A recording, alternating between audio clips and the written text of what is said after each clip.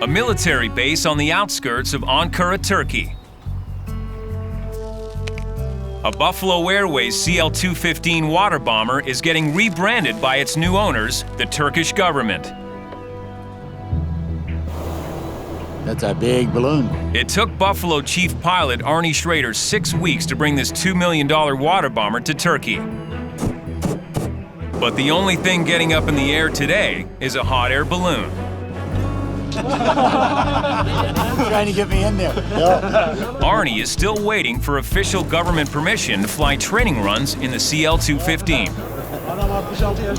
Anything about balloons? I think I'll stick with aircraft, with engines.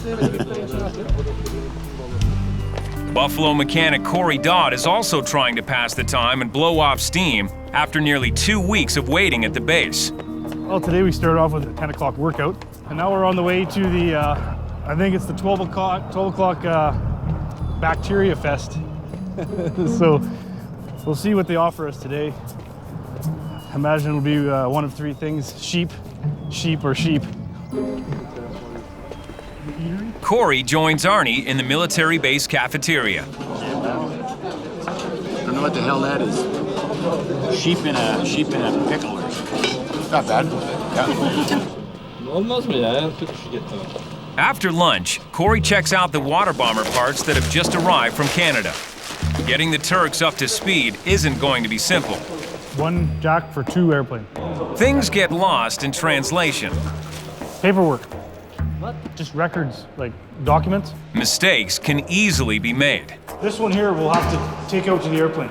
Aircraft side, left side, there is a small plug. That's for the foam and pressure. Okay. We change the valves and the pump will suck. Same pump. Yep. I'll show you. As you can see, there's a bit of a language barrier. This is one big adventure. Outside, front, yeah. Corey supervises the tank installation on board the CL-215. This tank holds fire retardant foam spray. No. The tank is ready to go. But for now, that's as far as things will get. Corey and Arnie are in permit limbo, tangled up in government red tape. Meanwhile, on Santa Maria, an Azorian island in the Atlantic, Buffalo's other water bomber bound for Turkey is getting set to take off. Windy here today. Pilots George Fury and Dave Poole have been stranded here after a hairy emergency landing 2 weeks ago. They tried to leave, but encountered an engine overspeed problem. Sakes, we got an overspeed. They turned around and shut down the engine, making it back to Santa Maria. Then, they were stuck there waiting for the engine to be repaired. Now, as they leave this island once again, it's all systems go. Or so they hope. Okay, you just hold that heading and I'll just punch her in. They're headed for their first stop, mainland Portugal. In Yellowknife, Rod and Mikey McBryan are tracking the water bomber's course over the Atlantic. Now we can see that they're doing fine, they're going fast, they got a good wind. They've maintained 9,000 feet now for 4 hours, so we know it's running good, simple. It's not long before George and Dave begin their approach to Lisbon, Portugal. There she is. This is TXB, and it just did the last oceanic flight, which was from the Azores to Portugal. Tomorrow they're going to Spain, hang out in Spain for a day, and then make their way to Turkey.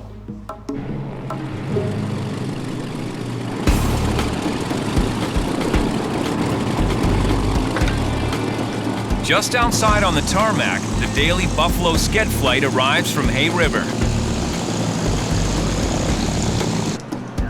Rampy Jeremy Dow is on board. He's come to Yellowknife to work for the day. Forgot to tell Yellowknife that it was spring. -15, no freaking 2. As Jeremy curses the cold, his rampy rival Wilf Dar is pulling out all the stops. Today, he's making his debut as the Sked's flight attendant. and he's sprucing up for the occasion. Now what have I done? If Wilf's gambit works, he'll jump ahead of Jeremy, get his flying skills checked out, and move up the ladder to the co-pilot seat. It's always a competition between rampies as to who gets picked for a checkout. The sooner the checkout, the more flying you do, and the faster you progress. Wilf is very keen, very eager, you know, very straight-edged. He is eager. Eager to please, eager to do whatever looks good. So be it. Wilf wastes no time taking charge behind the ticket counter. Wilf, I just saw him. He was wearing a shirt and tie, eh? You gotta be shitting me. Like, he's actually wearing a shirt and tie. Oh, yeah. Oh. A shirt and tie. Jeez Louise. Can you give this to the lady back there? He's actually wearing a suit and tie for this shirt and tie. Like, You know, freaking Wilf wore a shirt and tie to his first day of flight attendant's kid. Is that must be a Buffalo first for sure.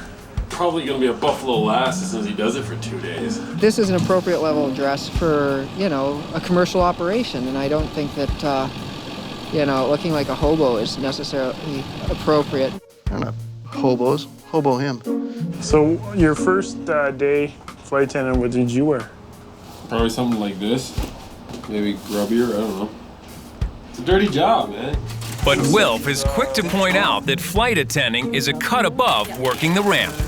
I'm also not doing the same work as a rampy. Rampy. Oh, really? He's calling me a rampy now. I intend to run it for all it's worth. Yeah, so just leave it like it is right now. As flight attendant, Wilf has to make sure all the passengers are present and accounted for. Goes here. But Jeremy throws his rival a curveball.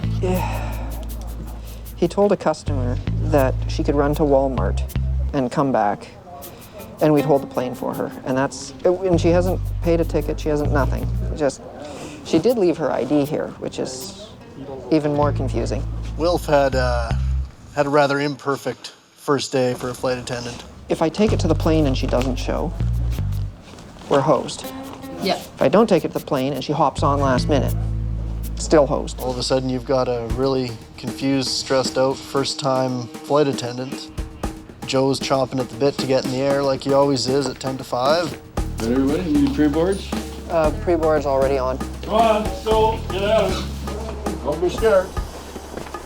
Everybody was on board except this one passenger. She hasn't shown up yet. Her luggage is in the van if she's not on the plane. I sort of thought it was funny as hell. Whatever. Minutes before the DC-3 is set to taxi out, Jeremy shows up with the missing passenger. Oh, sure. Luggage ID? Rock on. Hey man, I got you covered. I got you covered. But Wilf is still flustered. Good evening, folks. Welcome aboard Buffalo Airways. This is my first flight, so if I mess anything up, please forgive me. I'd like to prepare for departure. Please ensure that your seat backs are locked in their upright position and your seat belts are fastened. Already messed up one thing. Flight attending's a step, but being in the cockpit's the right place. But to reach that place and to catch up to his rival, Jeremy realizes he has to make the move out of Hay River and get closer to Buffalo HQ. Looks like I definitely have to get to Yellowknife. I really have to get this ball rolling or to advance in the company.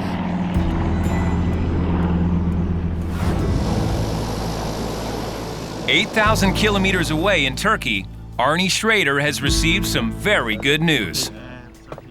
Thank God. Been sitting here for 12 days waiting for permission. So I'm glad to get it started. With his flying permit approved, Arnie can now give his Turkish trainees their first lesson in a Canadian water bomber.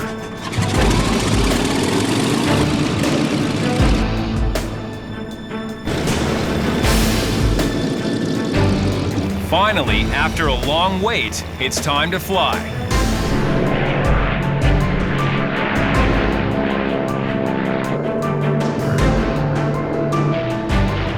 Arnie has the trainees touch down and then take off right away. A maneuver called touch and go, the best way to get them used to the airplane.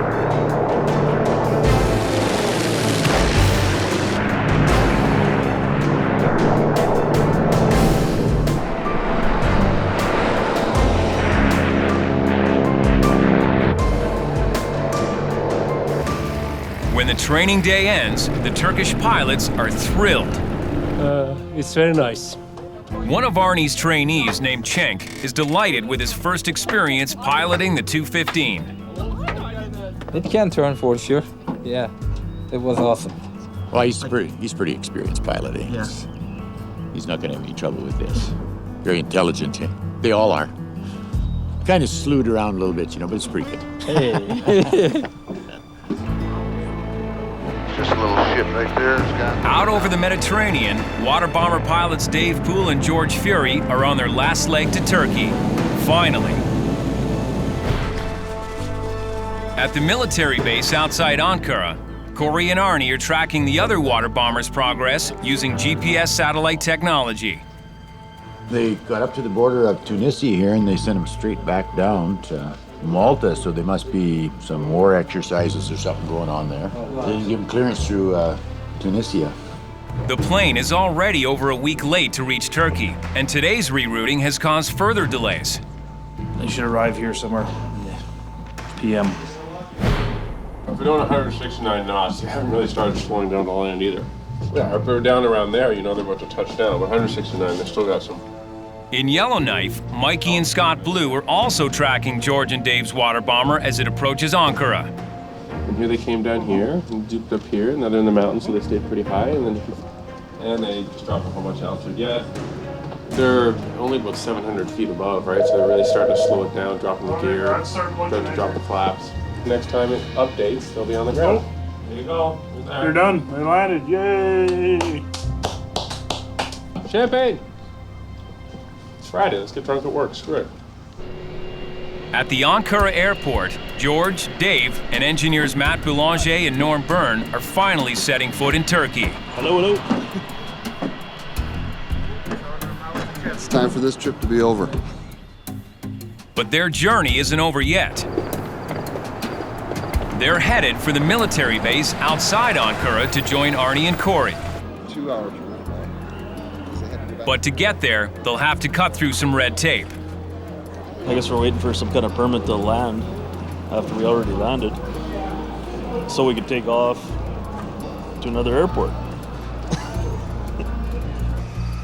After a few hours, they get the clearance they need thanks to Cenk. He's showing up at the airport to translate and pave the way for their departure. It's been a long day, but we take care of all the problems. We solve all of them, so we're going home base, finally.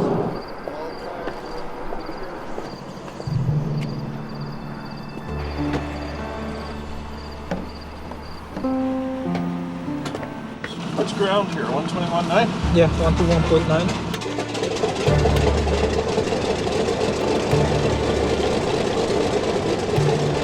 It's only 20 minutes across Ankara to the base. But after flying all day, another flight is the last thing the pilots want. You need a cold beer, Rooster. Heading up. Whole day. She's calling for confirmation. Say confirm. Confirm. Yeah, we have the runway in sight for Tango X-ray Bravo. Copy, sir. Continue approach. I'll call for its frequency. And now pull her nose up and get a bit of flap on. Look, Roger, we'll call you over the marker. File gear check. 1, 2, 3 down. Yeah.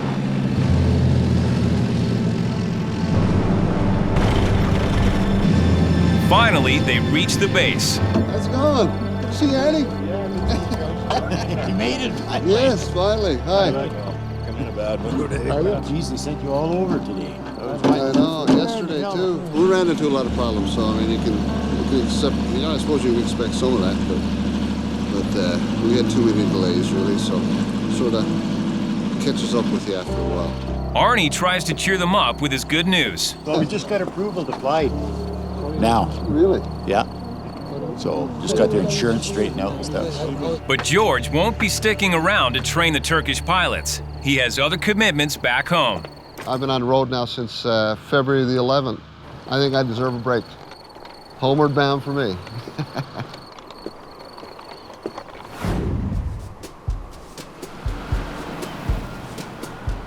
Starting from the top.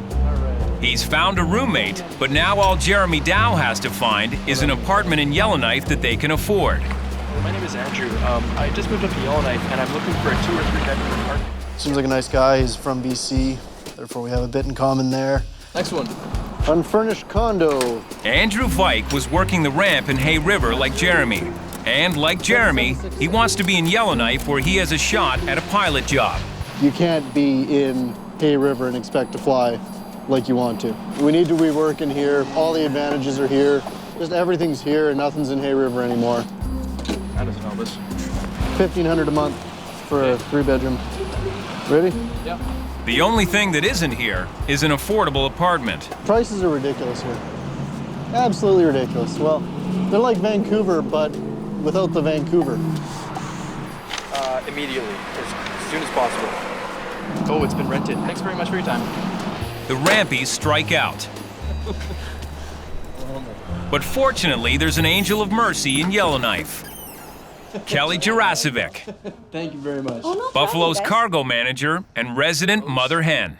The kitchen is your guys' in the morning. Just get up. I got toast, there's eggs, there's whatever you guys want. You guys make Kelly has been great to me. I didn't have a place for a couple days and she insisted that I stay with her, which was more than kind. It was great. If you run out of toilet paper, ass wipes in there, I just put a fresh roll on. Kitchen's yours. Make yourself at home. That's the way it is. If you don't, I'll be pissed. Deal? Deal. Okay. When you guys get your place, it's fine. You gotta invite me over for a game of poker. Not bad. The next day in Turkey, Arnie and Dave put the Turkish training into overdrive. It's the last phase of this $7 million sale of 2 Buffalo water bombers to the government of Turkey. Cenk is flying with Dave today to translate for the other trainees on board. Instruments. Okay. Arnie takes off with his trainees. Ready? Okay.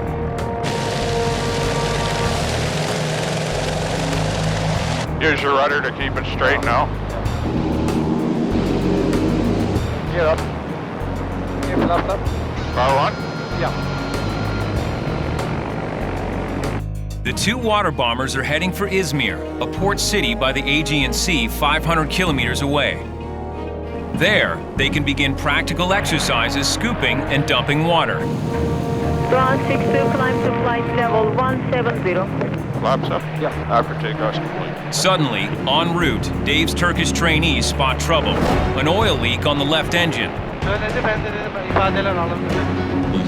says, hey, look at this, is this normal? So I took a look and I said, no, it's not normal.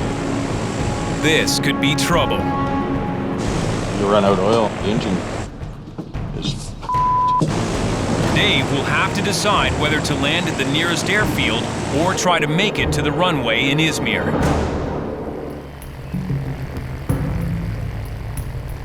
Ready? Yep. Okay. After a string of delays, Captain Dave Poole is finally in Turkey training water bomber pilots. Oh, keep it up. Power on? Yeah. So everything looks good, so. But on his very first flight from Ankara to Izmir, a serious problem. An oil leak. He says, hey, look at this, is this normal? So I took a look and I said, no, it's not normal. Dave has to decide whether to find a place to land right away or push on another 150 kilometers to Izmir. It's coming out that nose case plug, I'll just keep an eye on the oil pressure. If I have to, I'll feather it. But Dave chooses to keep going, but can he reach Izmir before the engine overheats? yeah, they changed the cylinder and it may be, I don't know. I'll look at it when we get out. That's the runway, right there, right? The Izmir airstrip is in sight. Actually, I have control. Just tell them I have control because we're high on it. Get her down. Okay. With the engine bleeding oil, Dave throws the water bomber into a steep approach. Don't normally do this, Chink, but because of that oil, I don't want to go around.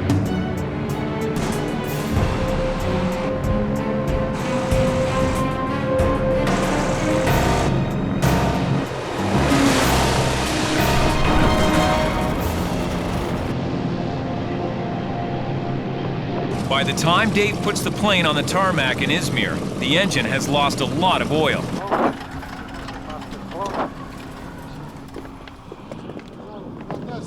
Gee, oil leak. Where? Left engine, look at it. Oh. I think it's that. Fixing a 2,000-pound engine on a remote airstrip isn't going to be easy for Corey. There's not a frickin' stand or anything around here. These people are completely unprepared. It's actually getting quite frustrating now.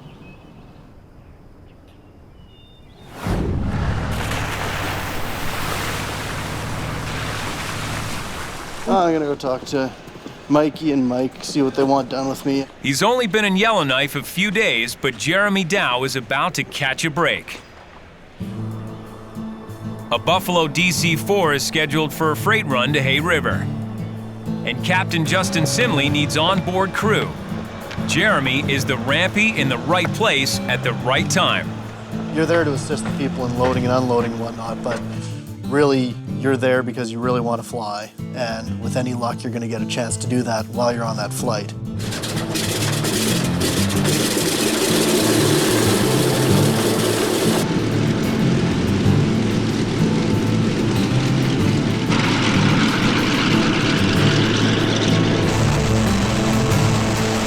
We're all set, boys? All set. All right.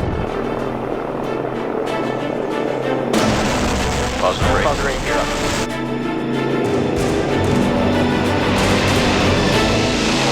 Looks all good, eh? You betcha. Sure enough, shortly after takeoff, Justin calls Jeremy into the cockpit. Where's the seat adjust? It's just off to your right side. There's two handles. It'll be the bottom point. I was hoping that I would get to fly during that flight. I didn't know if it was going to happen or not. I thought it might, and lo and behold, it did work that way.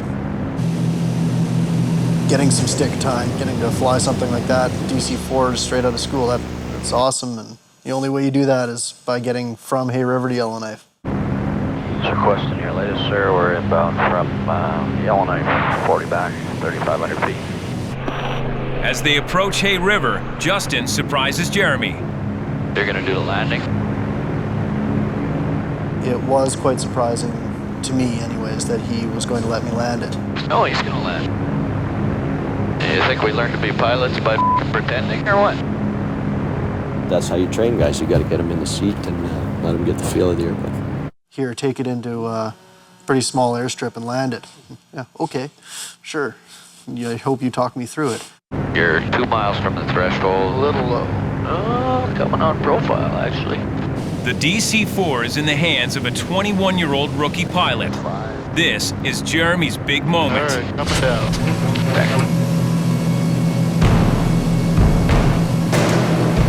Selectors on the mains, cross speeds are off, quantity checks, gear selectors up, landing weight checks, and gear approach check was complete. Roger.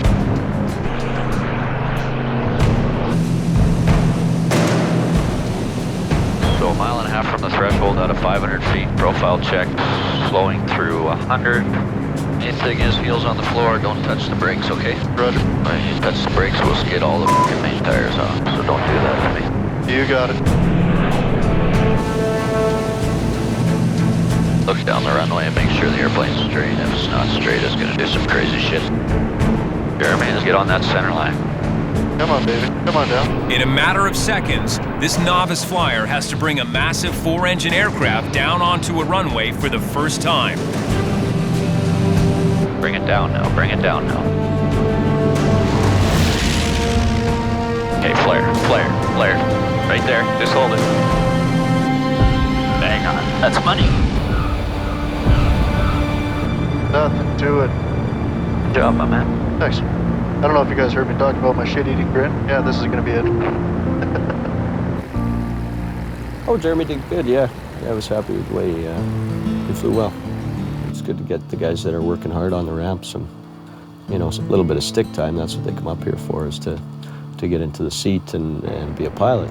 I'm happy that I was able to perform well enough that people said it was a good landing and whatnot. After a success like this, there's no doubt in Jeremy's mind that he's made the right move. It was the right decision to make, getting up to Yellowknife, and immediately I saw the benefits and the rewards of doing so, and I was starting to fly. In Yellowknife, things are looking up for Buffalo Rampies Jeremy Dow and Andrew Vike. Up and over? I would say watch your step, but I know you can't see anything. Andrew and I were able to find an apartment, but it was pretty darn expensive, and it pretty much drained me financially. This will be interesting. Yeah, this will be interesting. We're gonna put it this way and right in that room. While unloading the few pieces of furniture they have, they're greeted by the neighbors. We're moving in. You guys suck. Not for free. Scott Blue and Janelle Glenn share a place upstairs with Janelle's boyfriend, Buffalo Captain Devin Brooks. See you in a bit. Moving up to Yellowknife was a good thing for Jeremy. Oops. It's going to cost him more money, but at the end of the day, it's a necessary expense in his life to progress as a pilot. Nice. Yeah. The next day at the Buffalo Cargo Terminal, Kelly and Janelle are on a mercy mission. Okay, we're off to the dump to shop for Jeremy. Kitchen chairs, presents, pots and pans, porn. Everything's at the dump. Kelly and Janelle took a drive over to, you know, the Yellowknife shop for people starting up here, you know, which is the dump. We're just like to go shopping. Shopping? Yeah. We have a sale on today for t-shirts. Awesome, thanks. They just want chairs for poker, so. When I came up here, I was pretty lonely for my family, and Buffalo became my family. And these kids are the same way. Their families aren't here. Sometimes I think of the mother for them all. There's one kitchen chair. Yeah? Shit, they don't have to match, do they? You sit on it, see if it works. Chair over there. Sit. And we just thought we'd surprise him with great shit from the dump. Whatever. Load up his truck. What the where'd this shit come from? No names, no nothing. Surprise. I love it. Quickly get this shit in there before he sees us. Back at the Buffalo hangar, Kelly, Janelle, and Al load their found treasure into Jeremy's truck. Beer cooler. So he gets a star today. They clear out just as Jeremy returns from a courier run. Why is there stuff in the back of my van? Hey.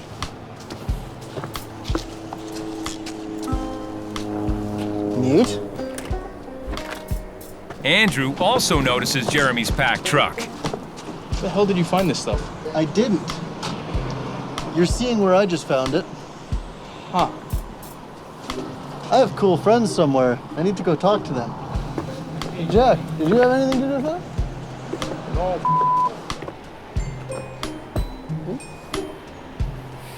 I was part of it. I figured it was something to do with my great buddy Kelly there. Kelly's like our mom. Okay. Thank you. It's awesome. It's like family here. Yeah, you guys rock. I got friends in high places. In Izmir, Turkey, there may be one water bomber down for repair, but that still leaves one ready to fly. Arnie, how you doing? So Buffalo's chief pilot Arnie Schrader can do what he does best. Here comes the fun. We're going to the water. Put his trainees and the water bomber through their paces.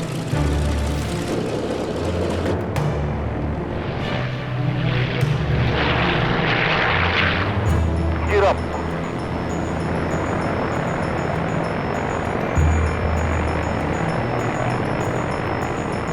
Be careful when you're in mountainous terrain or with any hills.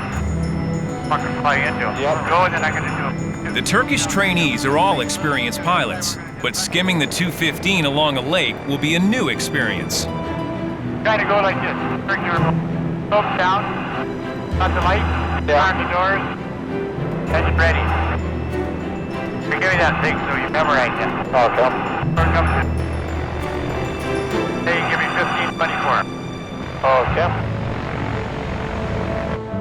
When they hit the lake, the water will enter through a pair of shoebox-sized openings on the underside of the aircraft. It then passes into two 2,700-liter tanks located on either side of the fuselage. Any overflow drains via the outlets at the top.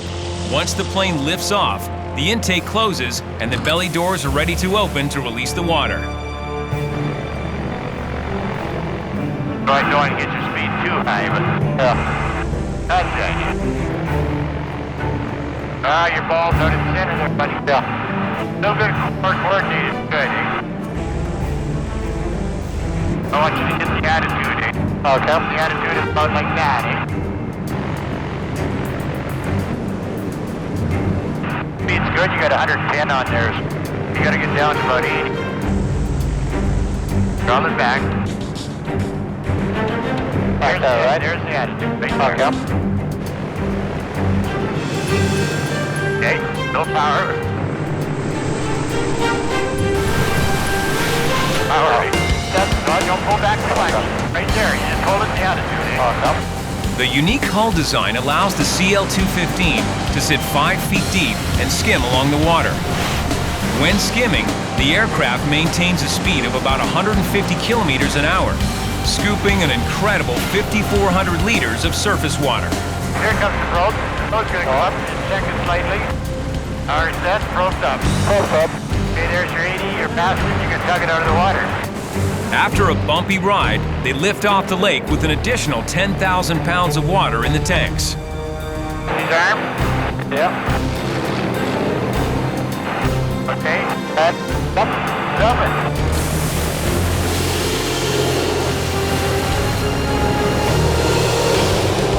There you go.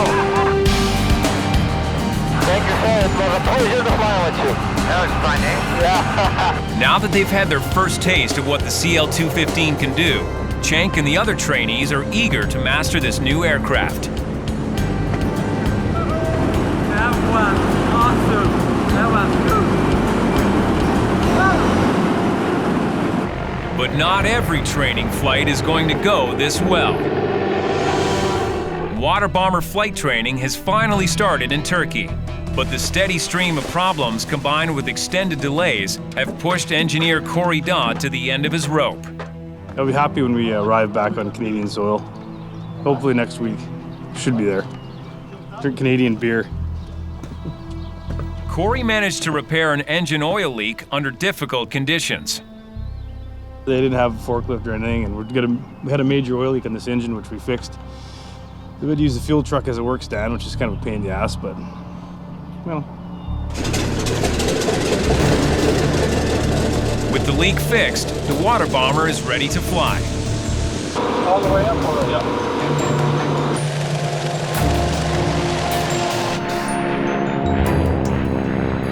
Arnie and Corey look on as the Turkish trainee pilots practice runway touch and goes before heading to the water. The first Turkish trainee touches down perfectly.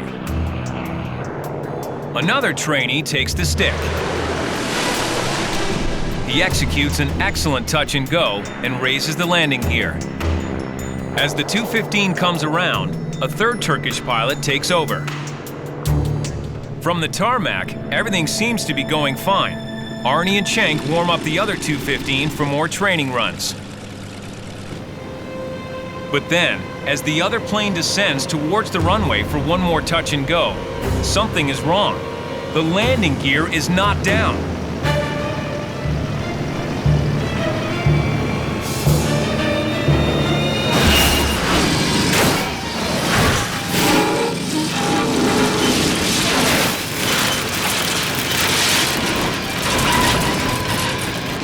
The plane careens toward the end of the runway. At the last second, our cameraman scrambles for cover. As a last resort, the water bomber pilots throttle up to get back into the air. Everyone is stunned. happened there, Corey? Like, they put landing gear down. no landing gear. Oh, right. No landing gear down. Fire, man.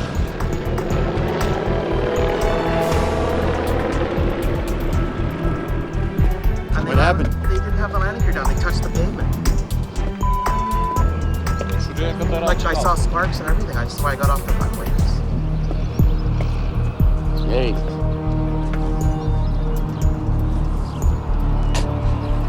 Unbelievable.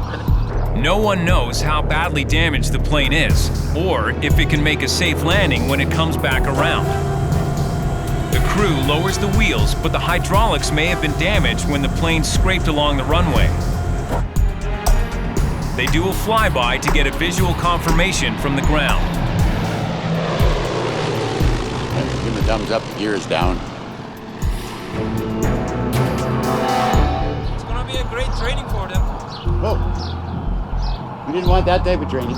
Cenk is in radio contact with the Turkish pilots in the water bomber. They say it shows all down and lock right now. Okay, it looks... And I'll confirm that. They had no hydraulics? That's what Dave said.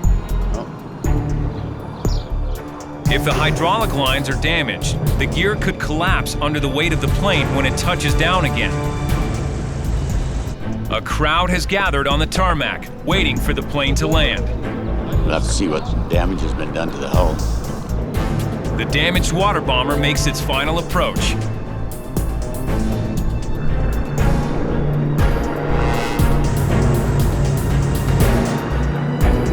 Everyone holds their breath.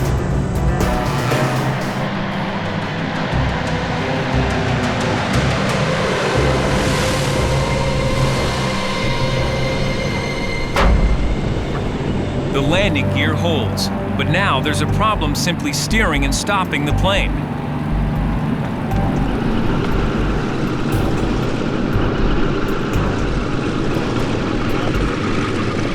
It's so bad that the nose of the plane rolls off the runway before coming to a halt. Can't steer it. No hydraulics, he said. Oh yeah.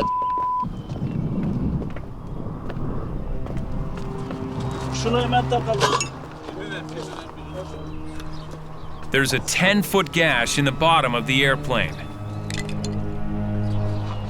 Yeah, ain't good. And hydraulic lines have been damaged as well. Yeah, we gotta tow it backwards. Oh no, just keep everyone out of there. Yeah. Yeah, Away from the door. The doors open up, kill you. Holy. It's a crushing blow for the Buffalo crew. The Turkish trainee pilots are dumbfounded. Get out of there. He's open up. As Corey and Norm assess the damage. Okay. Now, see the daylight. Yeah, this is a bad sign. That's not normal. Have a picture of this? Corey jumps into the cockpit to try and figure out what happened. If you get in the airplane right afterwards, you can usually tell what wasn't done properly. Since the gear worked, this could be a clear case of pilot error.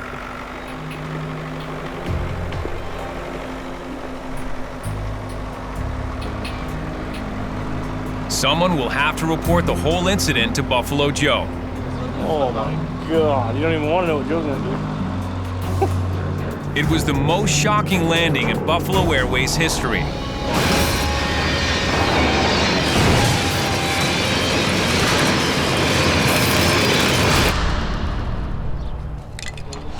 Yeah, ain't good. Holy. A few hours later, engineers Corey Dodd and Norm Byrne wait until it's morning back in Yellowknife to give Joe the bad news. What time is it there? 8:30. Corey makes the call. It's a phone call you never really want to make.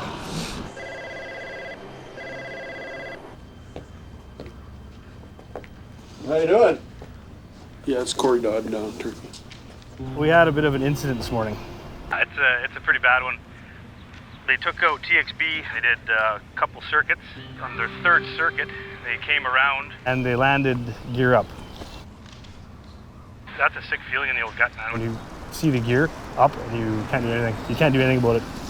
There's a long ways between a hydraulic leak and a gear handle not being put down. Despite his fiery temper, when Joe faces a crisis, he's cool as a cucumber. See, Joe under pressure is really good.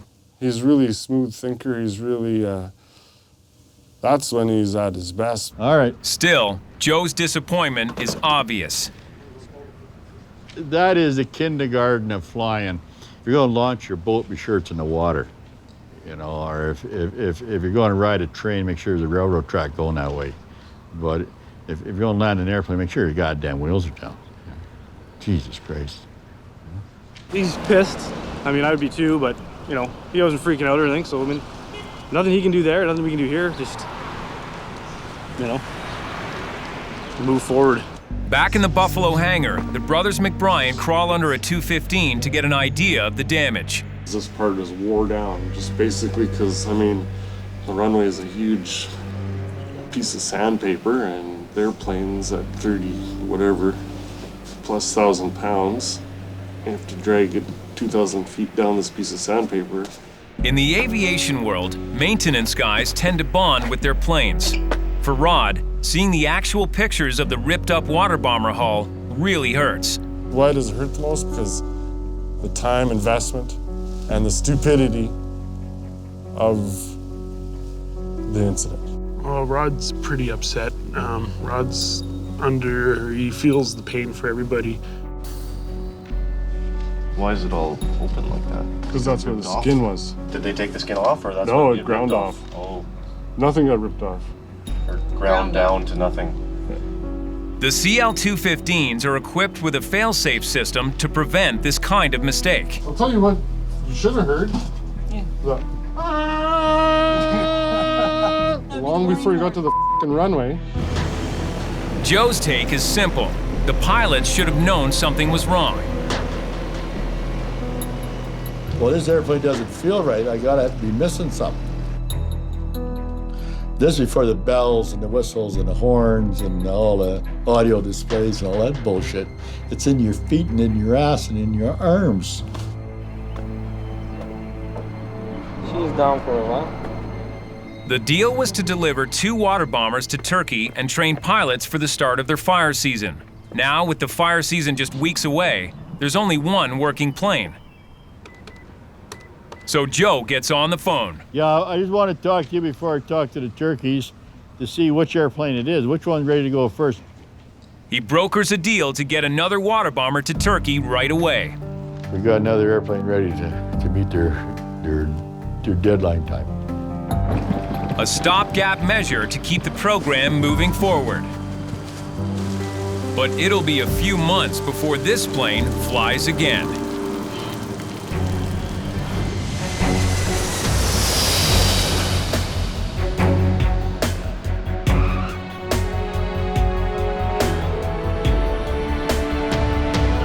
Springtime in Yellowknife. Buffalo Chief Pilot Arnie Schrader returns from his stint in Turkey. He's happy to be home and see his wife Janet again. But it's back to work immediately.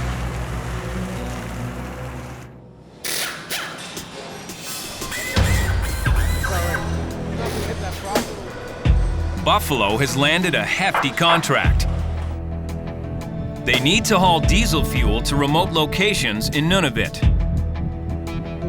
The plane for a job this size is the turboprop Electra. It's the only one available that can do that kind of work in those kind of strips. Yet they're gravel airstrips, so it's got to be a gravel-equipped airplane. But the Electra isn't ready to go yet. I'm gonna hook this up. Chief Mechanic Chuck Adams is finishing work on the APU. APU stands for Auxiliary Power Unit, which is AC power and air to get the thing started. This is just to get it running. The APU gives the Electra the jump-start it needs to power its systems. Designed this in my head, so if I die, they're The APU is loaded onto the Electra. That there, gotta go on to that. 115 volts, 400 cycles though. To plug a vacuum cleaner into this, take off like a UFO way. I've seen it done. Next, installing the tanks. Back it up just a hair. The Electra can carry a maximum of 12,000 liters of fuel in 3 onboard tanks. The contract calls for over 400,000 liters to be delivered to stations along the DEW line. The DEW line, or Distant Early Warning Line, was a system of long-range radar stations set up during the Cold War. Starting at the northernmost tip of Alaska, it would stretch 3,000 miles across the continent to Baffin Island, opposite Greenland. The stations were designed to detect incoming missiles or planes from the Soviet Union, but that threat never appeared. By the 90s, many stations had been closed, leaving an environmental mess. Extensive cleanups are now in progress, and that's where Buffalo comes in. We're taking them diesel fuel oil to run their earth-moving equipment where they're digging up the contaminated soil. They're also digging holes and burying the garbage. And they also have a lot of heavy equipment to dismantle the buildings and the radar sites.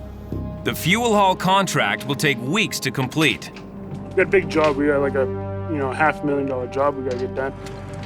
One of the flight engineers prepping the Electra for this mission is Juan Trescher. I call him the flight engineer extraordinaire. Hey, flight engineer extraordinaire, that guy. Since the Electra will have to make many landings on gravel strips, the tires and brakes must be in peak condition. Now we're gonna change this brake package. It's worn out, run out of pedal. It's bad. You're in the aircraft industry, you're not there because you want a job. You're there because you like to work on airplanes or fly airplanes or be around airplanes.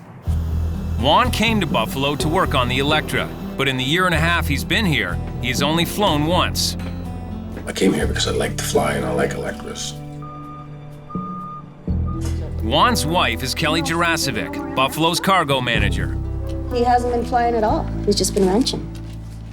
So, well, he needs some mileage. And he's depending on that, shit, that's what he's hired for. At home, Kelly and Juan take care of others in the Buffalo family. He has no money, I'm worried about it. He's got nothing in there. No furniture, no shit, no food, and he's got those kids. Let's go over and help him out or something. Kelly's like a mother hen here, but she and Juan are far away from their own kids in Calgary. I have great kids, and I have an awesome granddaughter that means everything to me. How's my granddaughter? I'll let her say hi to Grandpa, see if she'll say hi to him. Hi. How you doing, Sophia? Yeah, we're gonna come down. We'll come down and see you soon. Can you see ABCs yet? They never expected to be away from family so long. Good job. But the promise of flying in the Electra has kept Juan at Buffalo. This fuel haul contract is his big chance to get off the ground and into the air as the Electra flight engineer. Electra flight engineers earn additional pay when they fly, $3,000 extra for this contract. There is no story yet.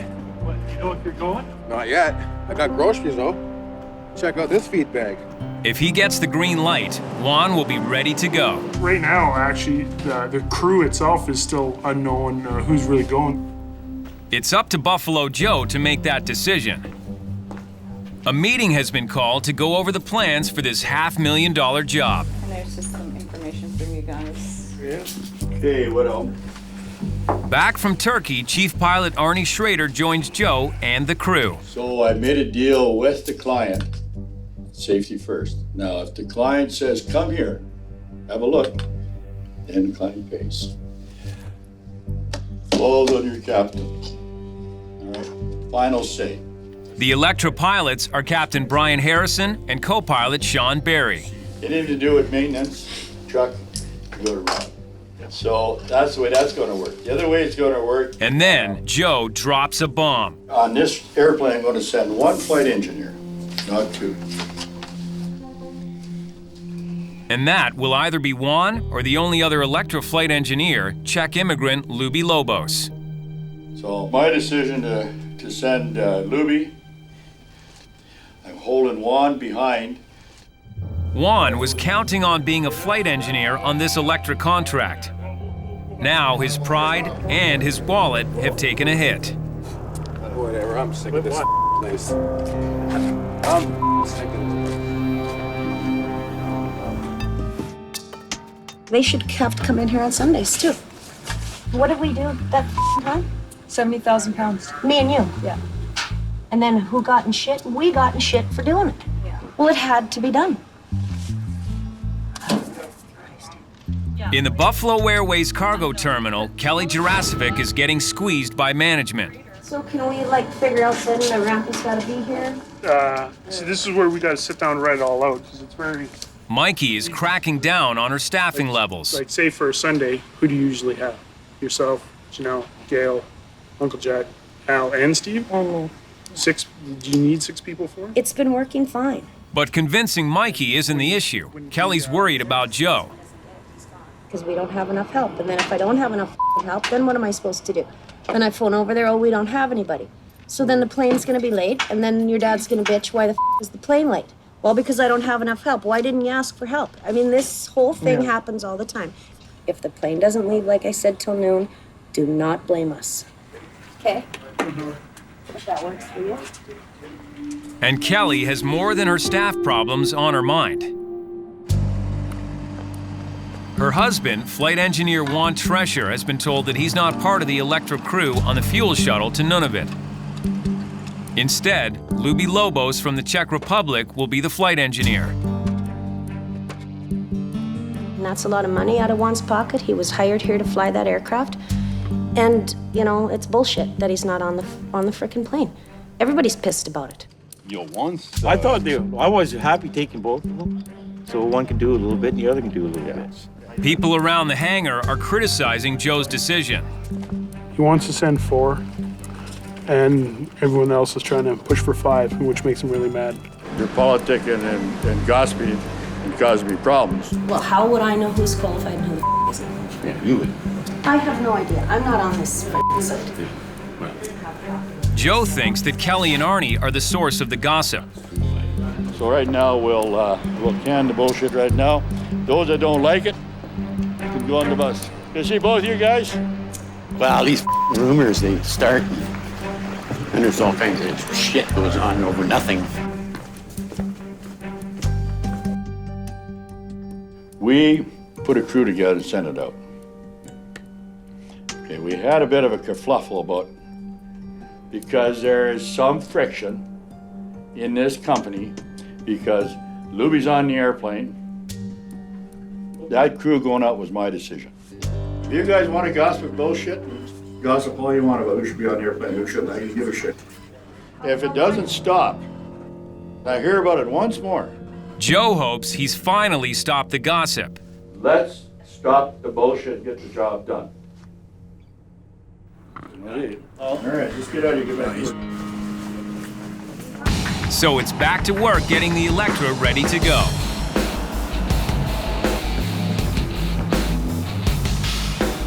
Captain Brian Harrison and mechanic Chuck Adams make final preparations. All you have to do is just check the tire pressures now and everything. Yeah, mechanically we're done. Okay, let's try and get ready here in the next little while, and then we're just waiting for Joel. But there's a sudden snag. A rumor that Luby may not have the necessary work papers to be on the flight. So, Luby's going home? Is that what I hear? What? You never know what's going on here day to day. We do right on Luby. Like, is he certified? I have no idea. If Luby's papers aren't in order, Juan might get on the flight after all. Well, see, right now they're saying Luby's not certified. Who's saying that? Who's they? Juan brought it up to me. Shut those f***ing hangar doors right now. Okay, we'll straighten this out right now. I'm not putting up with this bullshit. Joe has had enough of the rumors. I want that chief pilot of my office right f***ing now. I'll find him for you. Oh, yeah, you find him, all right. As Buffalo's chief pilot, Arnie is ultimately responsible for all flight crews, including making sure their work papers are up to date. Why is this crew not ready to go? You're the chief pilot, want a f***ing job done. Luby is not ready to go. Why isn't he ready to go? Okay, if we had a job for 2 elections, you guys go sort it out because I'm shutting it down. Everybody get on the airplane, Sam, and go home. Let's talk to Debbie and see what has to be done. Everyone waits for the brass to get to the bottom of things. bullshit, man. See? Funny games, eh? Arnie and Electra Captain Brian Harrison meet with Buffalo Administrator Debbie McGuire in the office. Permit? No, he's all legal. He's got a work permit. He's got everything. There's no reason he can't go. I'm not the one causing the fuss, Arnie. Okay. So the job's back on. We're going? Yeah.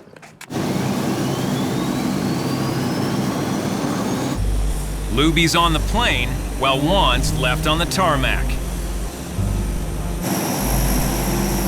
It can't be easy seeing the Electra off, and with it, $3,000 in additional wages Juan was counting on.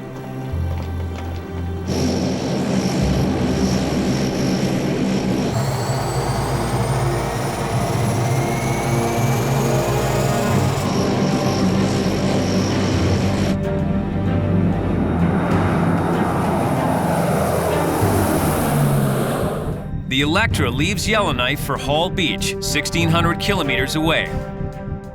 From there, they'll shuttle fuel to the dew line stations. Cruising along at 600 kilometers an hour, the Electra is the most advanced aircraft in Buffalo's fleet. This turboprop plane demands a lot from her pilots. They got a little bit more on their hands. It's faster, it's pressurized, flying higher. A lot more complicated prop system and everything else. Flap 78, please. We're not far from the airport, so. There's open water. Yeah. I didn't realize it was. I thought it'd still be frozen. Yeah. You got the strip of sight? Yeah. 500. The Electra is also the only Buffalo aircraft with a ground proximity warning system. 100. Which kicks in as the plane approaches the Hall Beach landing strip. 50, 40, 30. 20, 10.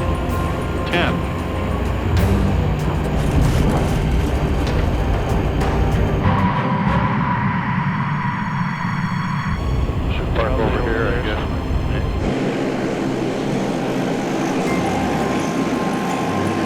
Hall Beach was established in 1957 when the dew line station opened here. The updated radar site is now part of the North Warning System. Other than the workers stationed here, the majority of the 700 residents of Hall Beach are Inuit, making it one of the most traditional towns in Nunavut. At the airstrip, it's time to start the fuel shuttle. We'll put 4,000 liters in the middle tank, shut it off, and then we'll put 3,500 in the back tank. From here, the Buffalo crew will fill the empty tanks on board the Electra and begin transporting fuel to stations up the dew line. Beautiful. It's like a work hard. Man, am I good. Working? Yeah. Oh yeah, everything's ready to go with the town. Man, you think Yellowknife's relaxed. This place puts it to shame. We got drive-in movies. See them down there, drive-in theaters.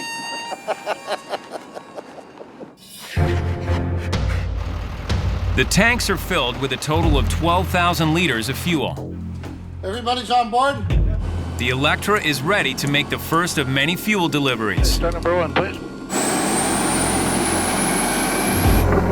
They tell me that the weather's good. They're not actual weather reporters over there. We don't have any people that can give us a real official observation. So, but they say the weather's good. It's flyable. They know what we need to get in there.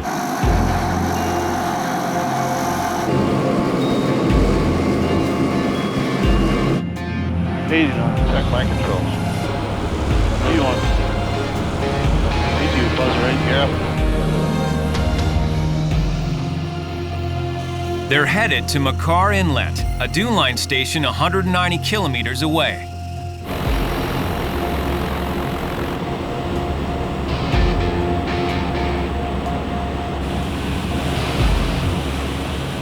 The crew was expecting clear skies,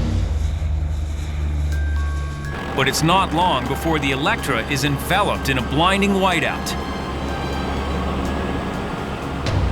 The cloud's white, the sides are white, the ground's white, everything's white. Good, down to 1,200 or so now. Cheers, speed. Like, you can't see anything. It's like you're flying around in a bowl of milk. You don't know if you're going up, going down. Still looking for it. The Electra's instruments indicate that they're approaching the McBryan Inlet airstrip. But Brian and Sean struggled to find some visual reference. We kind of got disoriented there and didn't know where we were. They descend, hoping to punch through the fog. Suddenly, the Electra's warning system kicks in. Terrain, pull up, pull up, pull up. The Electra's ground proximity warning system alerts them to what they can't see. They're too close to the hills below. Captain Brian Harrison pulls back the yoke and throttles up.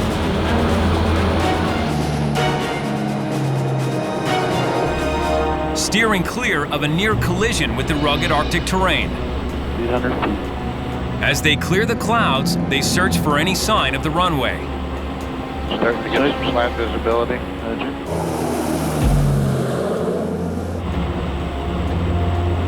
Keep your eyes open, Sean. That's landing checks are Luby. Roger. We're landing without no landing aids, without no runway lights. It's hard to find until you're right on it. Finally, they spot the right valley. I've got the strip. That's it. Flop 78. That's our distance, Sean. We are 1 mile. There's a little snow on the strip there. Yeah, that's going to make it really nice. They can barely make out the gravel runway. 500. This is the ultimate in northern aviation. 50. Landing a 100,000-pound aircraft loaded with fuel on a short gravel strip in the middle of nowhere. 30. 20. 10.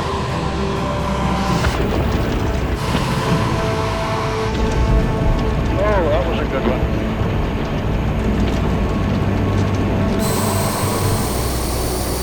That's where the pilot earns his money. Let me assure you that. Brian earned his money there.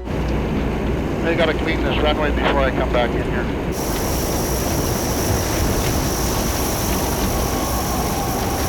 These clowns here, they gotta mark this runway better, man. We don't know how wide this runway is. If it snows, we're f***ing doomed. I don't see a f***ing marking on this runway. No lead in, nothing. Brian's a little more diplomatic with the guys running the camp. When you're coming in, the runway is very hard to see. Did you run the loader up and down, or pick up? Yeah, maybe. With the loader, you can. Yeah, maybe a few more times after we leave. You can do that a few more times after we leave. Okay. If visibility drops any further, Brian and the Electra crew won't be able to return. So you can see that the hills are actually starting to disappear here now, so it's not a good sign.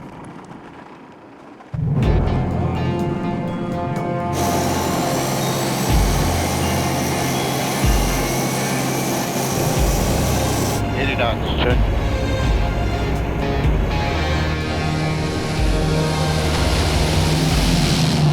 So they take off, quickly breaking through to sunny skies. Beautiful day up here. It's back to Hall Beach to refill the onboard tanks. Turning final.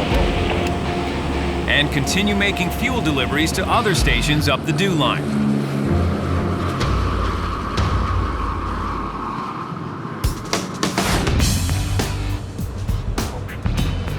Back in Yellowknife, Rampy Jeremy Dow is happy to finally be working at the main Buffalo hangar. I just got to prep 2 airplanes as skeds. Got to prepare all the stuff inside, make sure they all have seats and stuff. All the seats all have everything that a sked requires. He's next in line to get checked out, to take the written and in-flight exams to start as a Buffalo co-pilot on the sked. That's Buffalo's daily DC-3 passenger flight. If he gets checked out, he would be our sked guy. That's the only thing that keeps you going at this job, is knowing that you're going to be flying something. Anything that's not sharp, don't worry about. But Jeremy's pilot dreams have hit some turbulence. Okay, we're gonna add that now. Cargo manager Kelly Jurasovic is solving her staffing problems. We don't have enough people right now. It's just a lot of work. By calling in Rampy reinforcements. God. Oh, Kelly just told me that I was going to be the food mail. As were the exact words, I believe. Jeremy's gonna have to help out whether he likes it or not. He's quite pissed about that, but I don't really give a shit. It's not like I like it, but, you know, it's a job and that's what we gotta do. No, it wasn't tragic that I was going to be the food mail, but this job's all about doing everything rather than just pilot-type duties. It's just do whatever needs to be done and make everybody happy. That's the way to go. But it's not long before Jeremy catches a major break, courtesy of Buffalo Joe's unpredictable nature. There's a DC-3 sitting on the tarmac at Buffalo's Red Deer, Alberta hangar. Yeah, my father's impatient. He wants a DC-3 back home. And even though it's been there for 6 months, he's just picked this arbitrary day that it's super important. And Joe needs someone to fill the co-pilot seat on the flight from Red Deer to Hay River. So the only guy available is Jeremy, which worked out pretty perfect because he needs the training hours. So as they're faring, they can be training. If Jeremy can impress Joe, the next Buffalo co-pilot position could be his. You don't want me to go on Saturday? No, he wants you now. Damn. I need somebody to give me the crash course of Joe. Oh, I'm stressed. But impressing Joe won't be easy. Every once in a while, a guy grabs that airplane, he's 19, 20 years old, and he needs a natural. That's what we're looking for. The question is, does Jeremy fit that profile? Will do. Thanks. Bye. He's really got a situation right now that he's got to prove himself, and he's got a target on his head.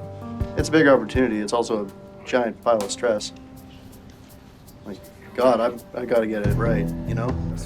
Jeremy doesn't have many hours in a DC-3, and he's never landed one. But he'll have to be prepared for anything with Joe. It's like going from the minors, and then you get put right on the first line on the playoffs. Welcome to the big league. Jeremy flies commercial to Edmonton, and then drives to Buffalo's hangar in Red Deer. Well, if you impress Joe well enough, he'll say, yeah, get that guy checked out. He can fly an airplane. Let's make that happen. So it's a pretty big deal. The 4.5-hour flight to Hay River is scheduled for first thing tomorrow morning. Jeremy doesn't have much time to get ready. Shiny. Positive outcome would be that he nails it. Negative outcome that he'll crack. Look at that, 2 jump seats.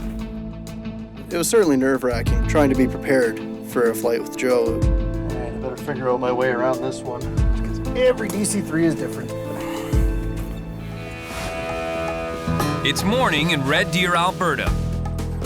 Rookie pilot Jeremy Dow is ready to take center stage. Oh, I'm just heading over to the terminal to do the weather. Get all the weather and the information for our flight today. Figure out what the best altitude for winds are and the quickest way to get there.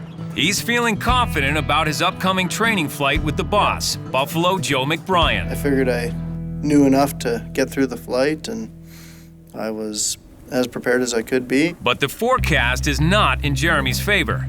We've gone from an 8,000-foot ceiling to a 1,500-foot ceiling in the last hour and a half. That's a bit bigger of a deal. So much for this being a run-of-the-mill easy flight. And that only adds to the pressure Jeremy's already feeling. His future as a Buffalo Airways co-pilot is riding on this flight with Joe. Going to be looking at a fair bit of turbulence thanks to some developing thunderstorms pretty much the entire way. It's going to be bumpy. And there's more. We got, looks like icing to Edmonton, through Edmonton now. Oh, hi. And to 15,000, freezing level to 15,000. Are you scared? Not in the least. Oh, honey. Don't worry about it. But water in the wings. That's right. I was a little nervous, I'll admit, because yeah, it was going to be a workout and I knew it. It was going to be a lot more stuff having to think about.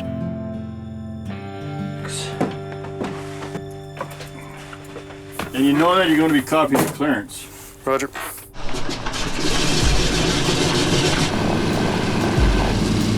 As they taxi out, Joe doesn't waste any time testing the rookie. You know the number? Yes, sir. What's their initial heading? 336, I believe. 336 is their initial heading? Roger. Very nice. Straight to Hay River.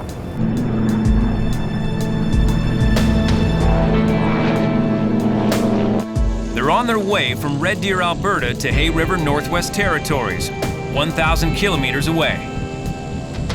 You gotta learn to sit back, relax, enjoy the flight. Easier said than done. Jeremy's only had a handful of short training flights in a DC-3. wants to take a look at me, make sure that I'm good enough to fly his airplanes, at least as a co-Joe. It's a lot of pressure for a 21-year-old. He's got to show Joe he has the right stuff. Give me your map, sir. There's Alberta. I mean a map like MEP. This is a low and route chart. No, I don't have a VNC. A VNC is a visual navigation chart that shows aviation information superimposed on a ground map. No, I need a map, so you can see the ground that's on the map. And I was like, oh yeah, he wants that map, right?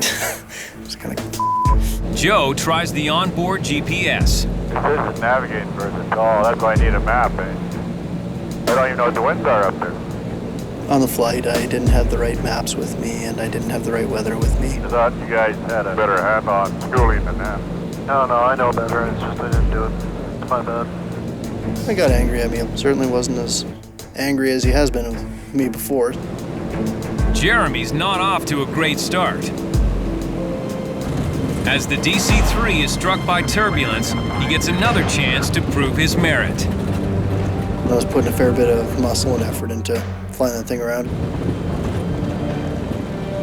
Nowhere on the steering wheel. Just fighting with the damned airplane, trying to keep it going in the same direction it was before. Then, just as forecast, they encounter icing. Ice buildup on the wings can severely affect the plane's lift. Joe leaves Jeremy to deal with this problem, a true test of his flying acumen. Cross-tracking all the time. Airspeed, cross-tracking. Reach down and pull up. Jeremy takes the DC-3 to a lower altitude to escape the icing.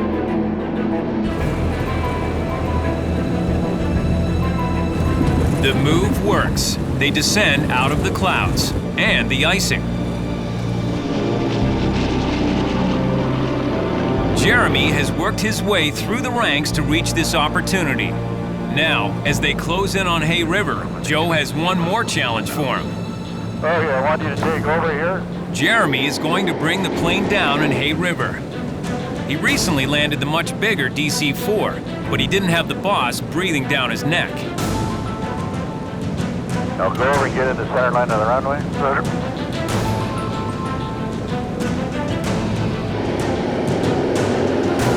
Oh, yeah, I got it right through, let's go right on down. They're on the controls. I want to make sure your heels are on the floor so you don't touch your brake. Use your feet. See this? I use my feet. See that? It's like a pedal car. Remember your little kid, you had a pedal car, you went like this? Yep, same thing. If Jeremy can nail this landing, it will leave a lasting impression with Joe. It's all come down to this moment. Take the power back, and you just got to hold it right there. You just hold it right there. See that? Is that nice?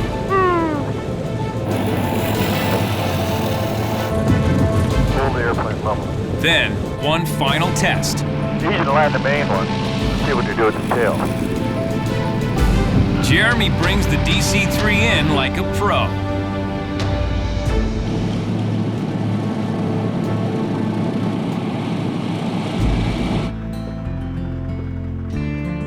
All the months slogging it out on the ramp. I love my job, I love my job, I love my job, I love my job. In freezing temperatures. I love my job. For crappy pay. I love my job, I love my job, I love my job. Will have been worth it if it means Jeremy will soon become Buffalo's next co-pilot. Good fun. I like my job. I like my job a lot. This time he means it, but did he impress Joe? It was a good trip, nice trip. Well done. Don't tell them that. Then they want pay and shit like that. It was good to see that he wasn't too unhappy with my performance. I'm sure if I screwed up miserably when I was flying with Joe, there wouldn't be a checkout, a flight test in my future, or near future anyways, so. Yeah, doing well on that flight was sort of the last, one of the final hurdles. 40.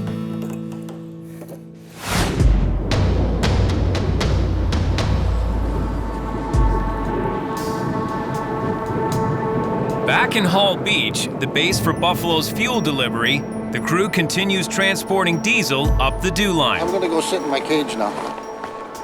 Captain Brian Harrison and co-pilot Sean Barry are ready to fly. Instead of going to McBryan Inlet this evening, we're going to go to Dewar Lakes.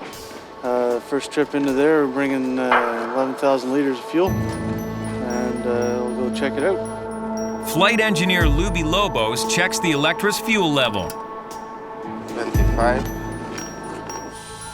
They're set to go.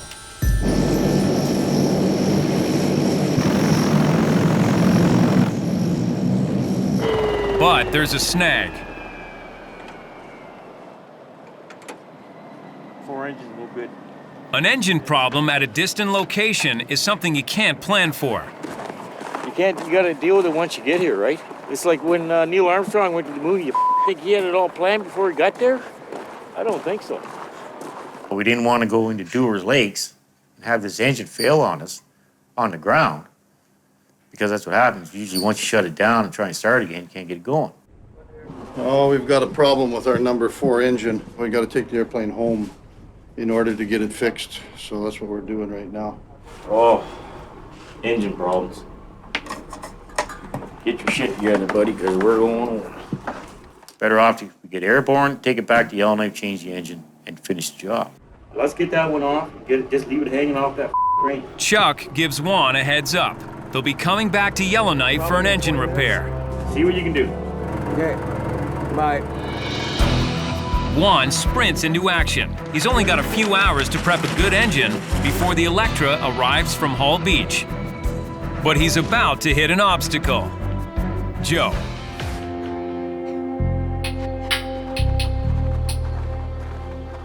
The Electra crew is heading back to Buffalo for an engine replacement.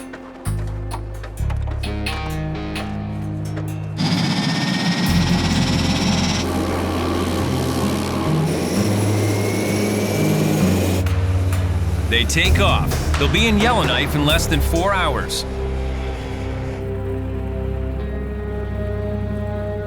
This detour is a setback for Joe, one that could trim as much as $50,000 off the profit margin. The old man, once he knew the plane was coming home, he wasn't in the best of moods, of course. Well, everybody got it bad that day. It was just, yeah, everybody even. Probably someone who took his order for lunch probably would got in trouble that day too. Juan's still smarting from Joe's decision not to include him on the Hull Beach contract, but he's a professional. The faster the aircraft gets back to doing that job, the better off it is. The spare Electra engine in the hangar is missing some parts, but Buffalo's other Electra has 4 good engines on it. It's just easier and faster to take the whole QEC, quick engine change unit, off the whole other aircraft, throw it on the aircraft that has the problem. There's not enough parts for that. I don't know. But Joe doesn't think so. Buy the gearbox, the turbine, and they say we don't have enough parts. Well, I'll show you what's missing. You know, he's got a big knot in his face because his engine that was supposed to be a spare is sitting on the floor. Joe expects the spare engine to be used for the repair, but for months, the mechanics have been poaching it for parts. What do you want me to do? There's not enough parts for that. And all the hours you're going to spend putting that air engine on and taking it off, they're wasting time. It's sitting on the floor in pieces. Looks like a big pile of bolts. You guys just me around. I'm not anybody around, Joe, okay? I don't take this thing apart. I ask you, you say talk to Luby or Chuck. I don't know. Well, I'm not the one that took the thing apart. Well, you guys better have an answer for me tomorrow at 3, you know, because I'm getting pissed off. You know, I've got a temper when it comes to dealing with assholes. You know, you want to be an asshole, I can deal with that, and I'll be an asshole right back. Tired of getting shit on for no reason. Juan's ready to walk, but he knows there's a crew flying in. And they're counting on his help. The sooner the aircraft's back in service, the sooner it's gone back to finish its job. So you gotta get the job done. You can't lollygag around, right? Straight. How far into it? All the way. Back from Turkey, Corey Dodd and Arnie Schrader lend a hand. Gotta go over more. Those things don't turn, eh, Swivel? Juan's taking the high road despite his clash with Joe. Because that's my job and that's what I do. You know, I've done it for 30 years, I'll keep doing it for another 10. Maybe not here. Go ahead. By the time the 2,000-pound engine is removed, the Hall Beach Electra crew returns.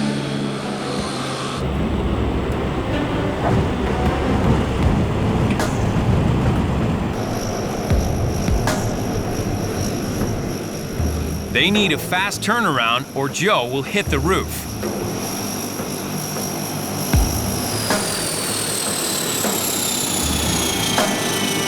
Listen to this. Listen.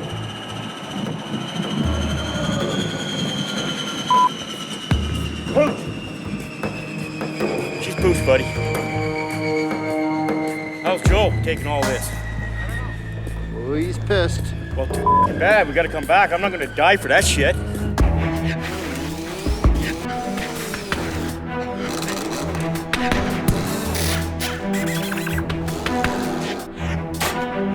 By the end of the day, the swapped-out engine is in place.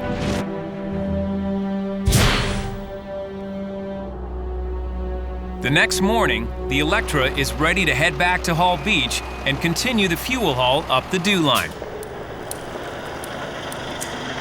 Hey, look out, buddy. There's a friggin' lunatic on the loose, man. How's my air? Anything out of place? The engine's all changed over, and we're on the way. Juan got the job done, but as the Electra takes off, he has a decision to make.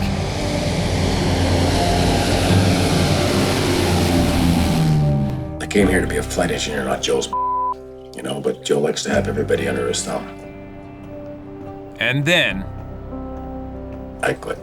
I just had enough of this shit.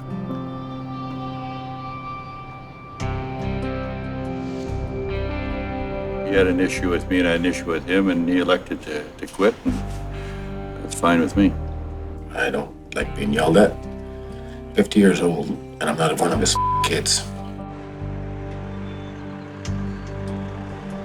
At the end of the day, Juan's wife, Kelly, finds out. Well, Juan, I phoned him because I was finished work early, and so I asked him if I could have a ride because he had the truck. Well, we were driving away. I said, hey, I had a little run with Joe today and I quit. I really didn't think Juan would do that, you know, to be honest with you, because considering we're both at Buffalo, but he just had enough, so it was quite a shock to me that he actually did quit. With Juan quitting, Kelly's faced with a dilemma: to stay on at Buffalo or leave with her husband. A rainy day in Yellowknife. And Kelly is pondering a possible future without Buffalo. Looking at real estate in Alberta somewhere, or BC, so I can start making payments on something so I can get the hell out of here. I want to get somewhere where we can have our farm again, because Juan and I were really happy when we did that.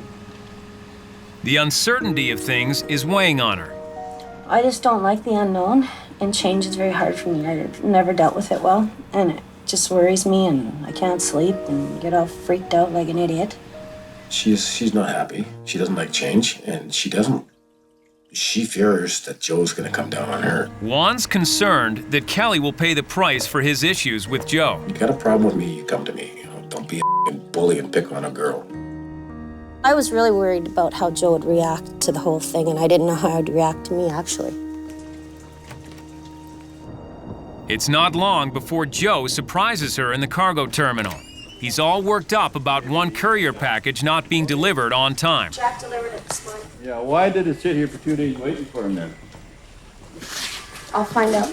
Yeah, let's find out now. What are you guys doing here? Was just in a bad mood. And I kind of thought it was towards me and the Juan quitting and all this. That's why I didn't really ask. He was just in a pissy mood.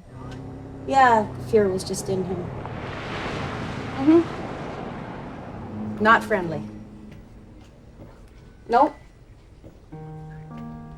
Just asked about that thing you delivered and why the it didn't go yesterday, and went off and find out and stormed out and grabbed... Kelly is the most loyal, energetic, caring person he's got in that company over there, making that system run. If he starts to pick on her, she'll hit the fan. I've had too much turmoil in my life that I can't deal with shit like that. I get extremely depressed and extremely worried, and it's not good for me. And if Joe makes life difficult for her because of what happened with Juan, I'm sticking up for my husband and I'll walk the hell out of here. I do not give a shit. I've put up with enough. I work my ass off over here. Big decisions and lots to think about right now.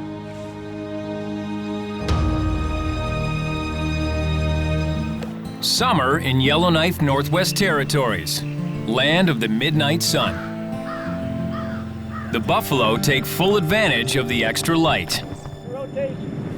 And so do the Buffalo pilots. Though playing golf in the north does require some adjustment. He said you gotta like dig it down so it's flush with the dirt.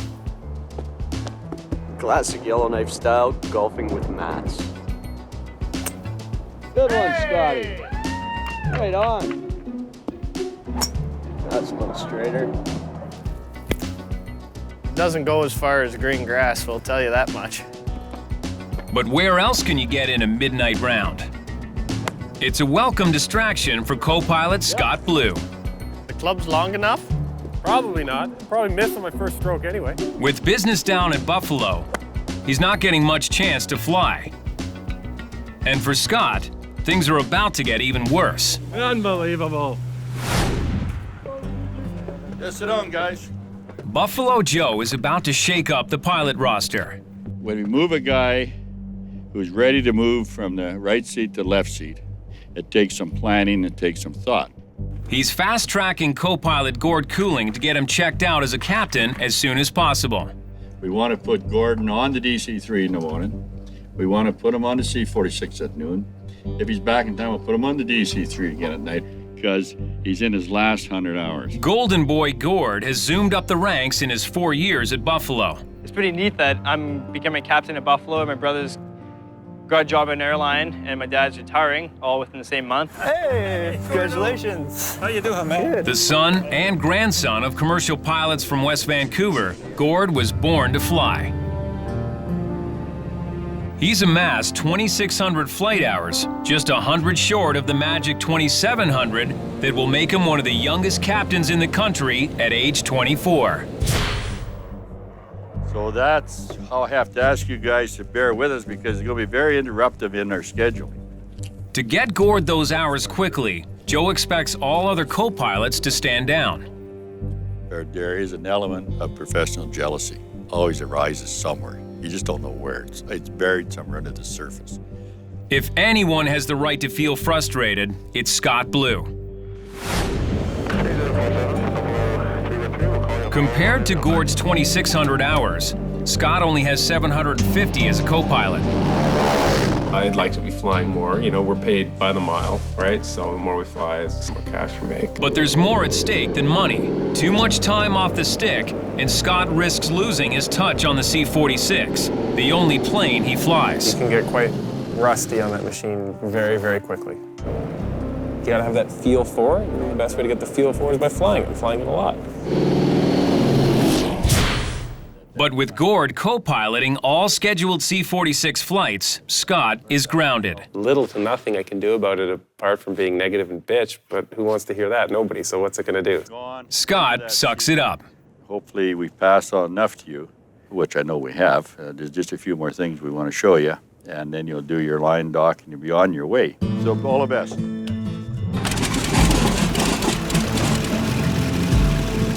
Gord wastes no time jumping in the cockpit with C-46 captain Devin Brooks.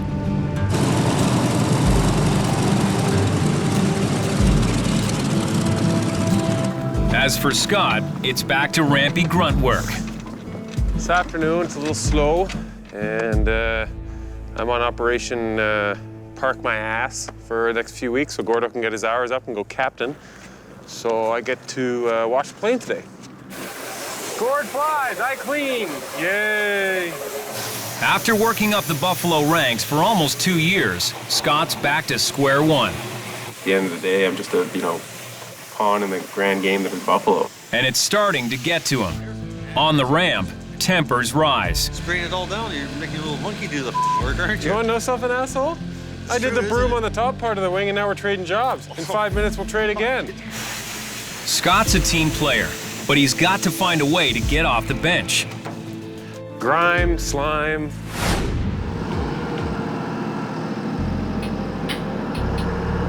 Hey, I just got a call from Shell saying that there's no avgas anywhere. In the Buffalo office, General Manager Mikey McBryan is reeling from his own piece of unwelcome news, and it could spark a crisis. Some sort of weird shortage going on right now, and they're only got enough fuel for the firefighting aircraft.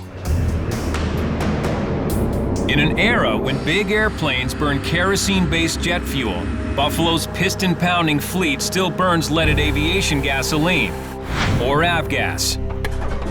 But a shrinking demand for avgas and environmental concerns about leaded fuel have reduced its production worldwide. So this is it, eh?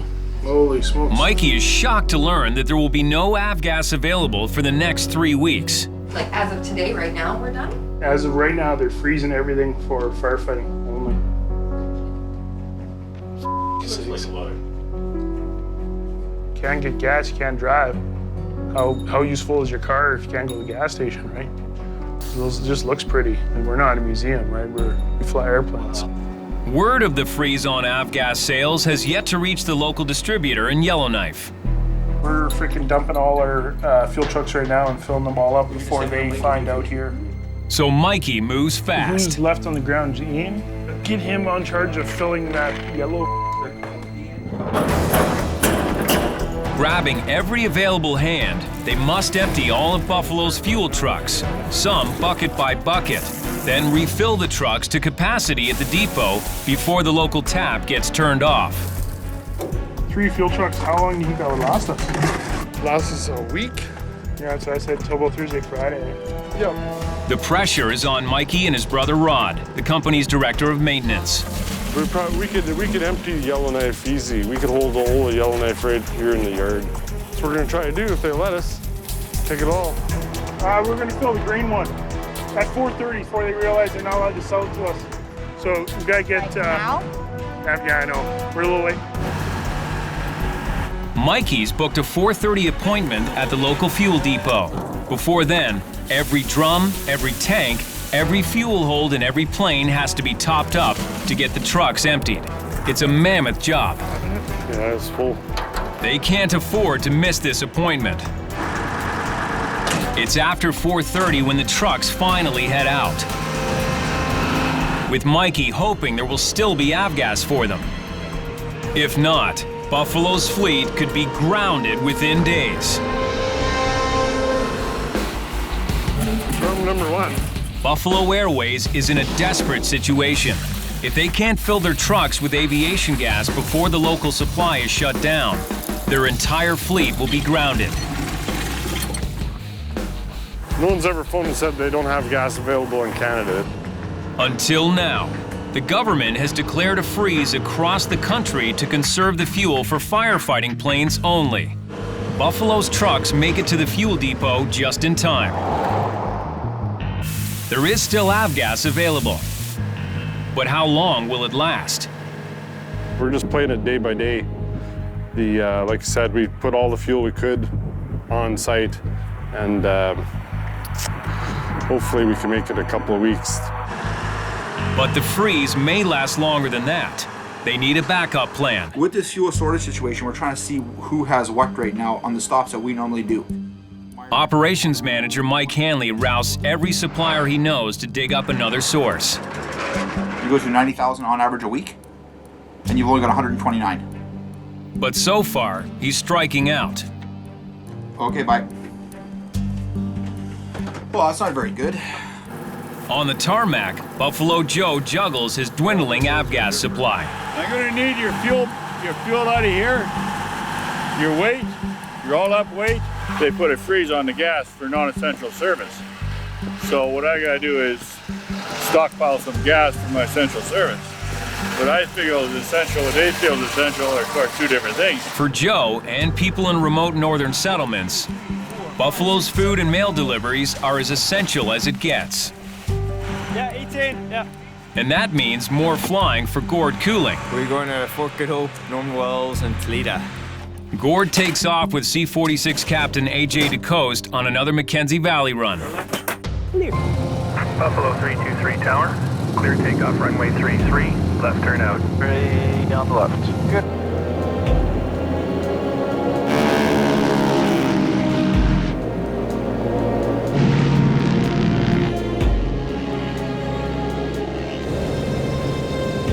To get precious food, supplies, and mail to the 4 remote communities on their route. They'll burn thousands of liters of avgas on this run alone. It's a 1,600-kilometer trip from Yellowknife up the Mackenzie Valley and back. How's it going today? Good. It's Mike Hanley from Buffalo Airways calling. I'm looking for Alex. So Mike Hanley keeps working the phone. Avgas always goes up in price. Okay, so... He calls the airport in the village of Norman Wells. Like 370,000, you said? Oh, okay, so you guys have lots then. Jackpot. Norman Wells is the second to last stop for AJ and Gord in the C-46.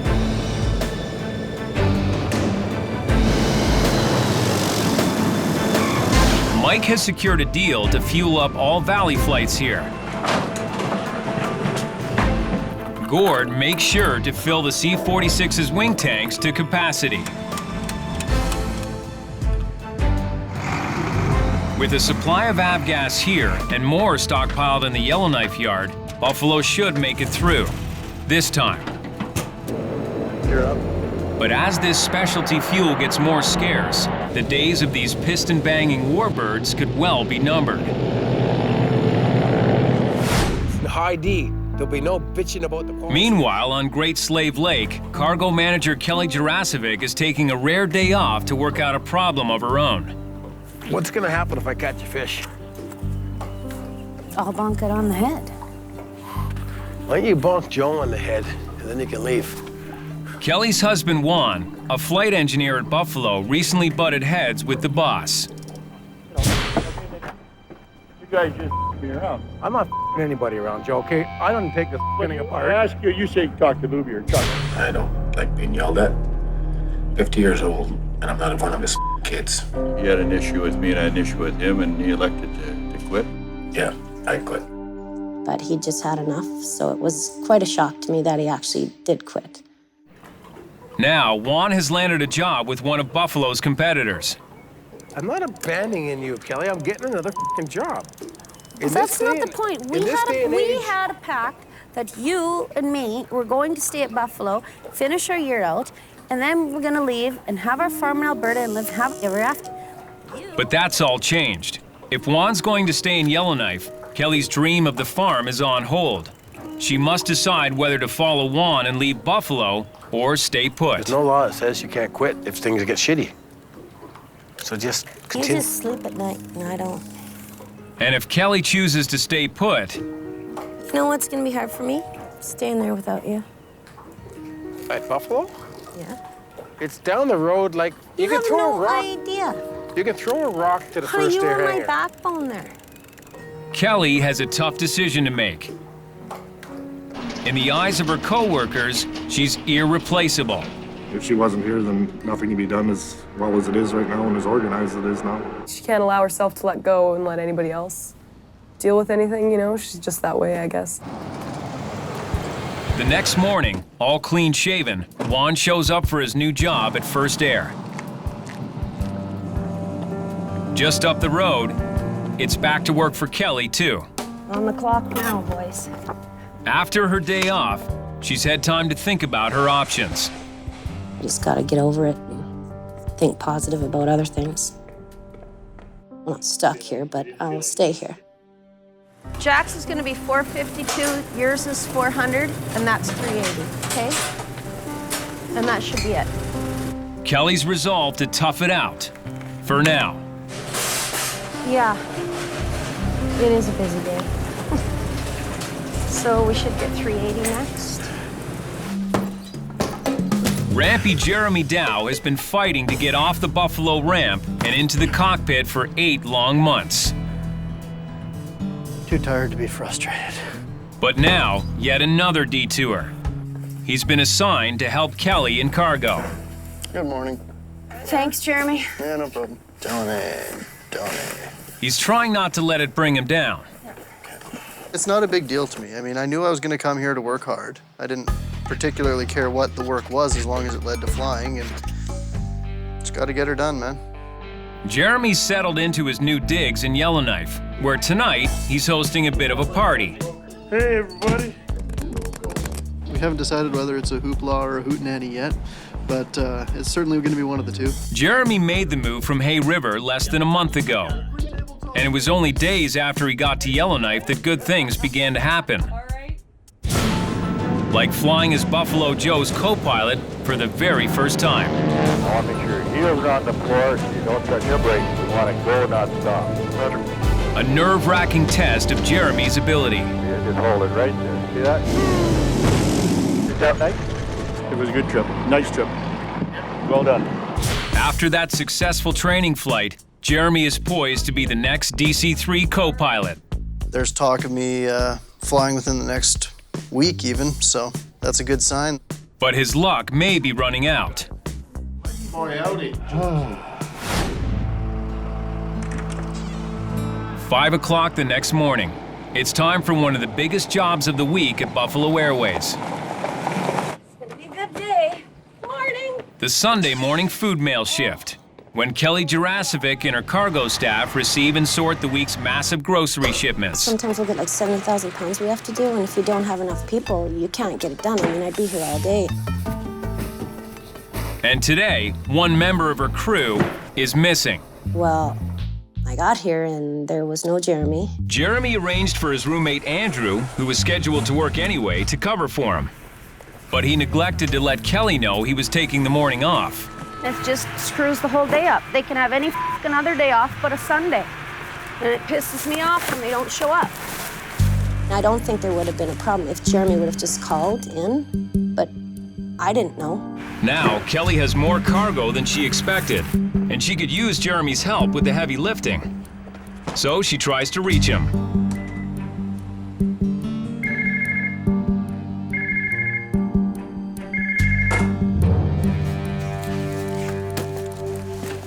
It's hard to keep anything quiet at Buffalo. Joe soon finds out about Jeremy. You're supposed to be at work. Huh? Yeah. Doesn't show up, doesn't phone in. There's just no recovery from that kind of shit. I recommended if fires ass on the road, put him on a Greyhound bus out of here. I'm trading him off for a bus ticket.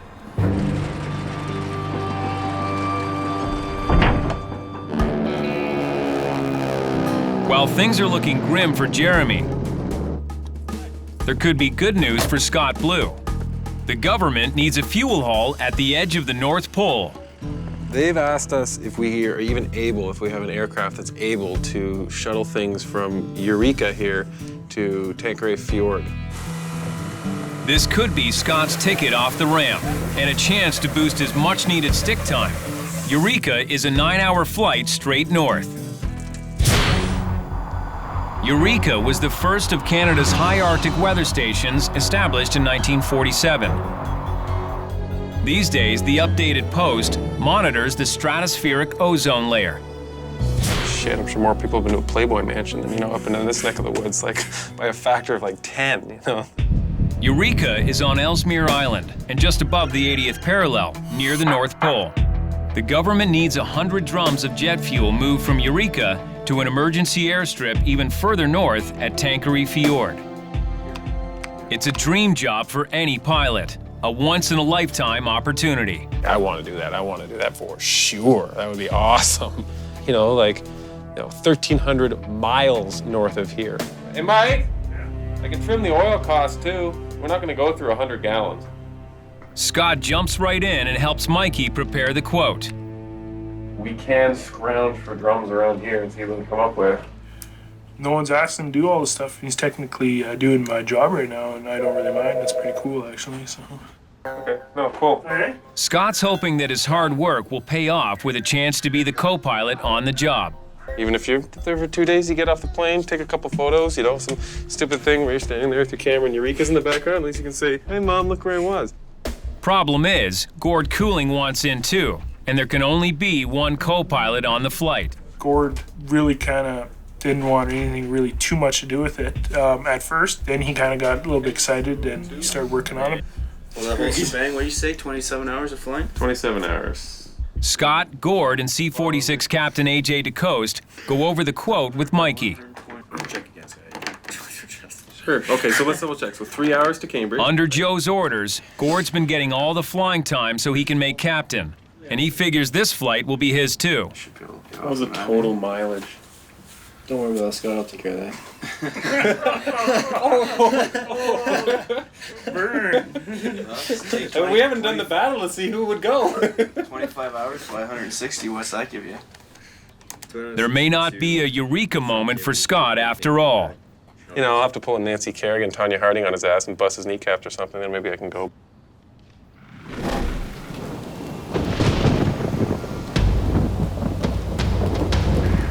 The next day, Jeremy Dow returns to work to face the music.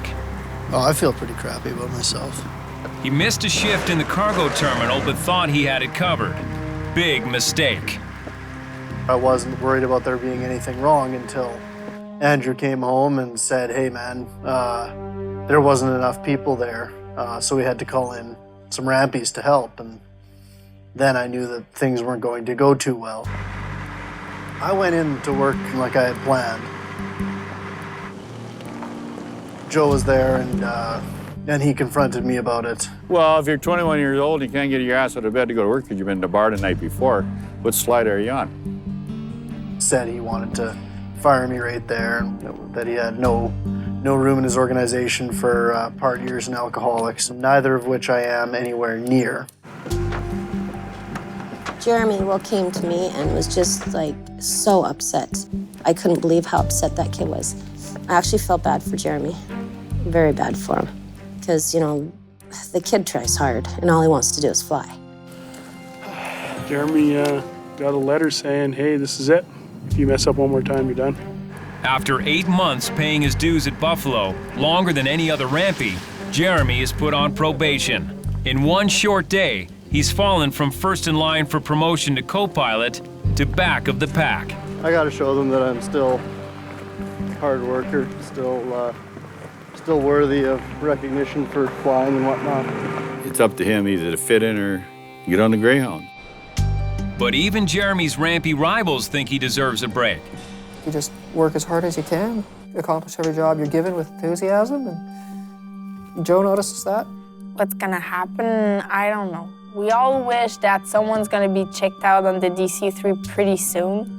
It would be nice if it's him just because he deserves it. That's the way I think. Jeremy's only hope is for Joe to forgive him. Joe is the king of giving another chance to people because, you know, he has more belief in people than I think people understand. But whether or not he can work his way back into the cockpit remains to be seen. It's up to him. It's not up to me. I'm not his judge. I'm not his keeper. I'm not his mom. I'm not his dad. Totally up to him.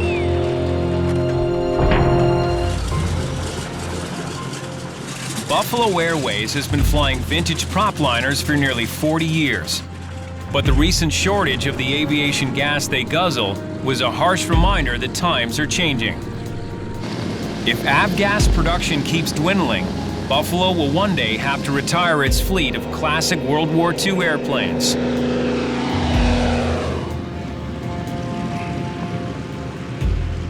The fact that I might be the last person to operate it is a very surreal thing.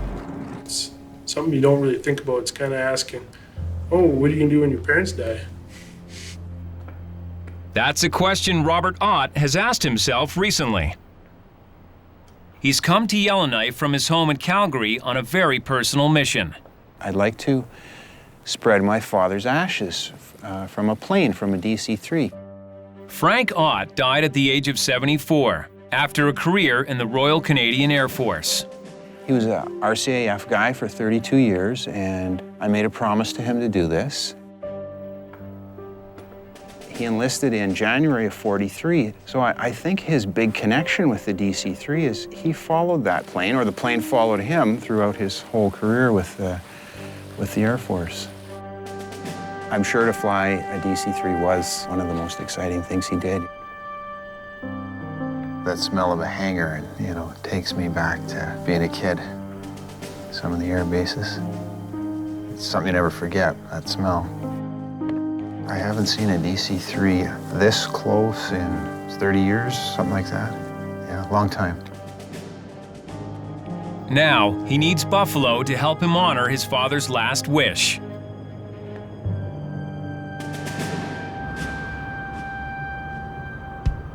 The next day, Mikey jumps into action. Yeah, so we're heading down to the automotive store here to get some tools to get this guy's father's ashes out of the plane. It's going to be a little bit of engineering to figure out how to do it properly in an airplane so it doesn't all kind of roll back at you, which would be the worst case scenario.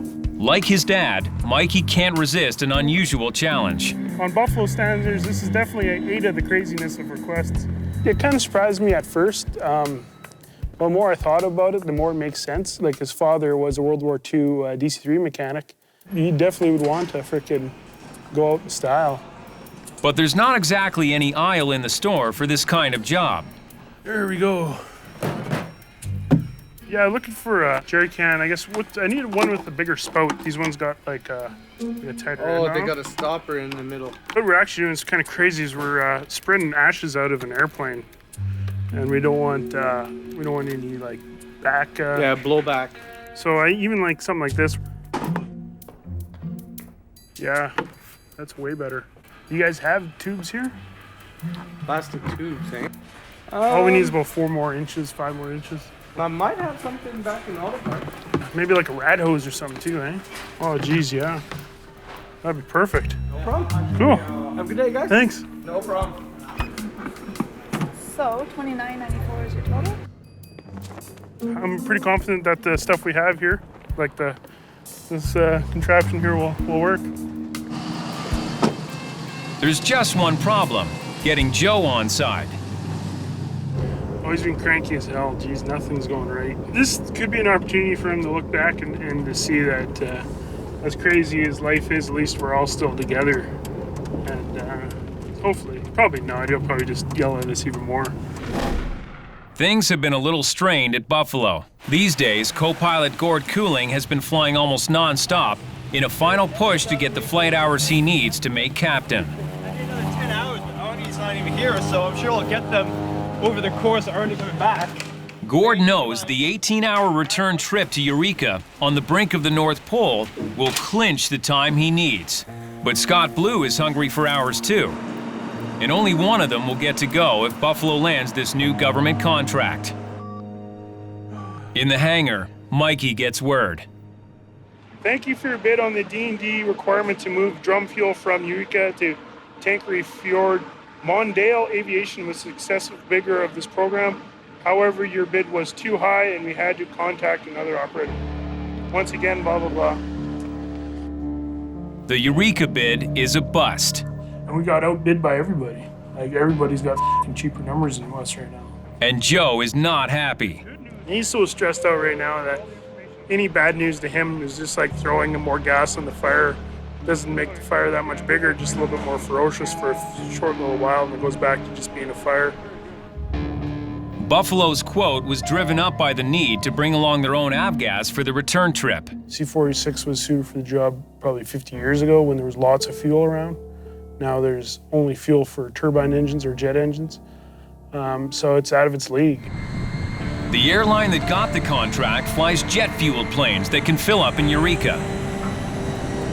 This failed bid is another sign that Buffalo's reliance on avgas could lead to their downfall.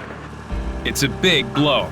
It was emotionally hard because there's a lot of jobs on the line, there's a lot of people on the line, and would like to be the hero for a little while. Did you hear what happened there? Oh, Mikey's just like, yeah, we didn't get the Eureka trip. I'm like, oh, really, man? Scott's missed out on the flight of a lifetime. Some other pilot gets to have all the fun of going up to Eureka. Maybe some other day we will, but... After a week of aviation gas shortages and failed bids, Buffalo Airways has received one of the company's most unusual requests. Robert Ott has come to Buffalo to scatter his late father's ashes from a DC-3. His father was a World War II DC-3 mechanic. He definitely would want to frickin' go out in style. Mikey's persuaded Joe to donate his time, but Joe's patience is wearing thin. So I'm gonna go do this thing now at the airplane and get back to her. Let's get him in the airplane, get her done. I've gotta get back to her. I can't spend more time on it. Can you get him and get him in the airplane so I can get going? He was so frickin' cranky. If I had to spread his ashes this morning, I probably would have just frickin' kicked him in the boneyard somewhere because he wasn't in the best mood this morning. Hi, how you doing? Good, good. Hey, guys. I'm Joe McBryan. Hey, Joe. Really great to meet you. Yeah, I just talked to Mikey. Joe leaves Mikey to brief Robert Ott. As the son of a former Canadian Air Force mechanic, Robert might expect military protocol and precision. What I came up with was the watering can with the extension. But this is Buffalo. We're gonna try to do it out the back door. Okay. Which would be the most efficient. Brought a funnel. Depending on how it goes, we might use the funnel as like the windbreak, and then this goes right into the funnel. So we're putting ashes into here? Yep. And do you think they're gonna get kind of drawn out? Hopefully, that's the whole thing. And then if this doesn't work, we can always have just this as a straight shot. Okay. So I guess we just gotta transfer it. Okay. With some trepidation, Robert removes his father's ashes from the box.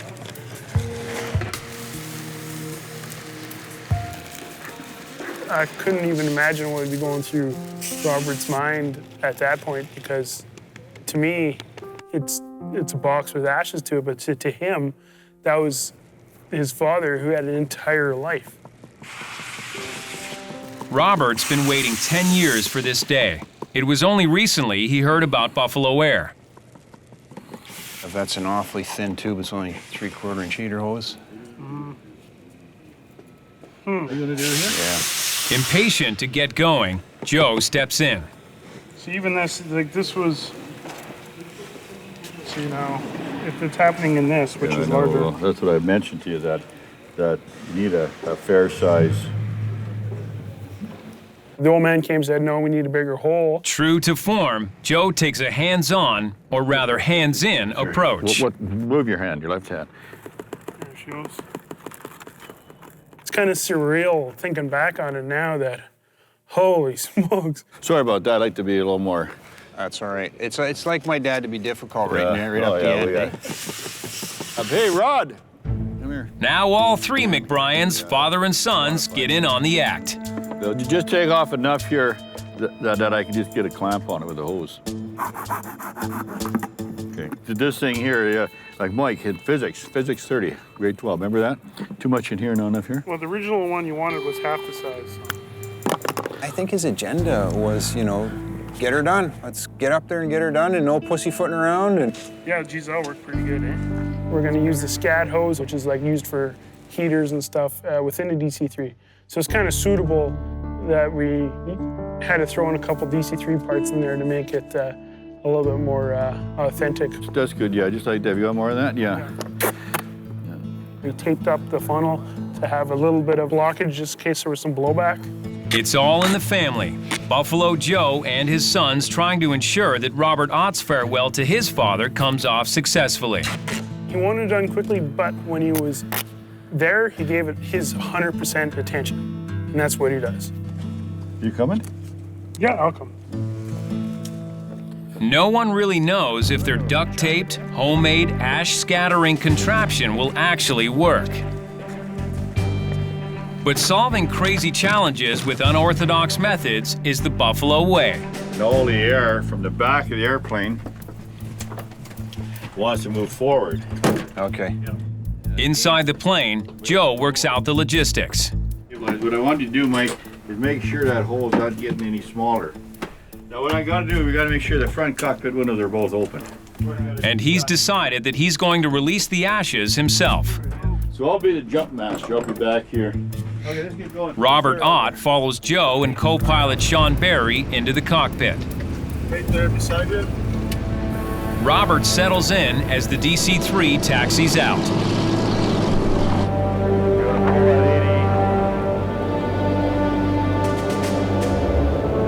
The service is about to begin. Hold that altitude. I'll just bring right back into cruise.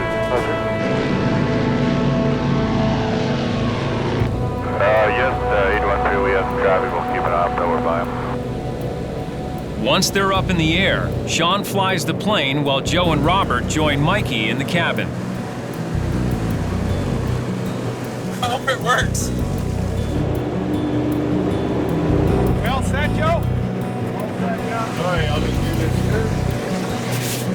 here. No ceremony, no solemn prayer, no amazing grace. Just good old Buffalo get her done as Joe begins to disperse the ashes of late Royal Canadian Air Force mechanic Frank Ott. Inside the DC-3, you got all these invisible air currents. You can't really tell what's sucking, what's blowing, what's going on. So we try to eliminate that and try to make the vessel as closed as possible. I know now it's just inevitable. There's no way you can get by without any blowback. Yeah, at one point I looked up and I could almost feel him because I could see a little bit of his remains floating in the back of the plane there by the door. And that was okay, it was all right. I'm not going to comment on the fact that if we inhaled the human remains or not. None of that matters to Joe. Yeah, he gets in that mode that there's a customer and the customer needs to get the job done. Yeah, my responsibility is I guess the captain of the airplane to see that whoever goes overboard in proper fashion. Yeah, from one DC-3 person to the next, he took it upon himself to get the job done. If that's what Robert's father wanted, that's what Robert's father got. He got the full 9 yards, he got the meal deal, he got the president of the company out there hand-bombing him right out the door.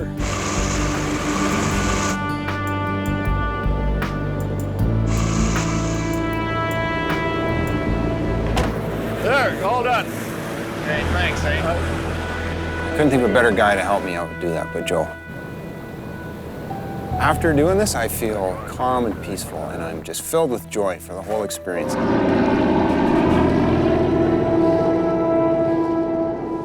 And performing this good deed seems to have turned Buffalo's luck. What's the fuel like up there right now? A karmic payback is in the air. Mikey receives word about another Eureka contract. What happened was something got damaged up there, and they had to bring up an emergency supply kit. And since we're ready to go, we were the first call up. Yeah, for sure. Oh yeah, we got crews, yeah. So even though we were planning, got shut down, the planning paid off. Yeah, you'll get an email here any second. Thanks, bye. The flight to Eureka, just beside the North Pole, is back on. The only question is, who will be the co-pilot on the job? Scott Blue or Gord Cooling?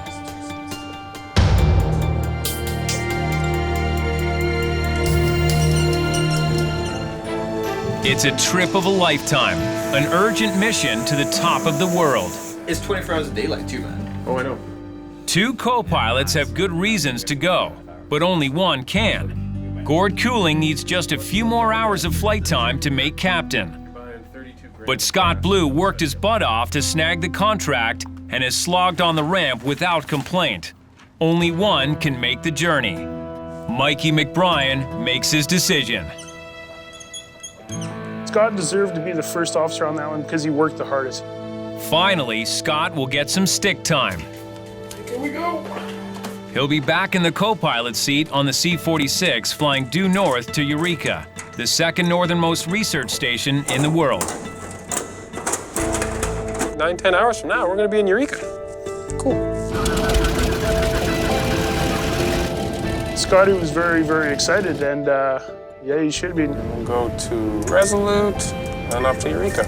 Scott is making this once-in-a-lifetime journey alongside Buffalo's chief pilot, Arnie Schrader, and engineer, Adam Smith.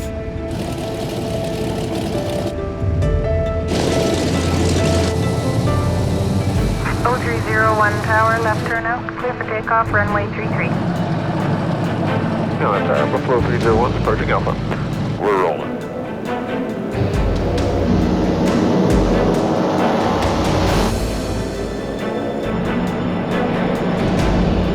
The C-46 heads northeast to Resolute to fill up with avgas, then continues farther north towards Eureka near the North Pole.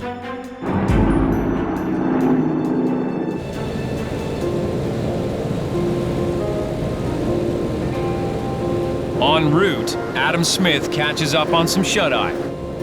But Scott wouldn't miss a second of this trip for anything. Like, oh my God, we are so far north right now. You know, like our GPS went blank after the 75th, you know, parallel. Like, we're up at the 80th, you know. We're directly in line with magnetic north. So if you had a compass, it would actually be pointing due west, you know, as opposed to north, right? So they're useless. Throw them out the window. Giving your power up there, so it's not going to take us long to slow down here. No, but that would get it over left a little bit more. It's to the left. Roger that.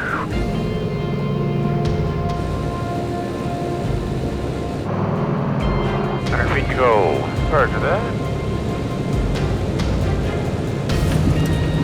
Touching down on Eureka's dirt landing strip, it's still light out, although it's almost midnight. But Scott's too excited for sleep. He grabs his camcorder and explores the true north with Adam. Here we are in Eureka. Adam's walking around, picking his nose. XOA. Oh, Gio. Look at this. There's the old station across the way. We're at the new one. Real nice. Yeah, it's cold. It's probably about 3 degrees. Man, we're at the top of the world. Can I also mention that it's midnight right now? Wow. Less than 10 degrees of latitude from the North Pole. The sun doesn't set in Eureka from April to the end of August. The lovely Eureka Beach. Great for swimming. Maybe not. With the uncertain future of avgas and of Buffalo, this is one flight that might never happen again. Hey, look, our airplane's still there. Nobody stole it. Will a big, huge, tail-dragging piston pounder ever make it that far north again? Maybe. Maybe not. Might be the last time the plane's ever up there. Scott could be right, yet Buffalo's crews have somehow managed to keep flying these vintage warbirds to the ends of the earth for 40 years, defying all odds and all predictions. But times are changing, and another winter is coming. And it's miserable in the winter. It's cold. Can't feel my feet. When the battle to fly the frozen north will take off all over again.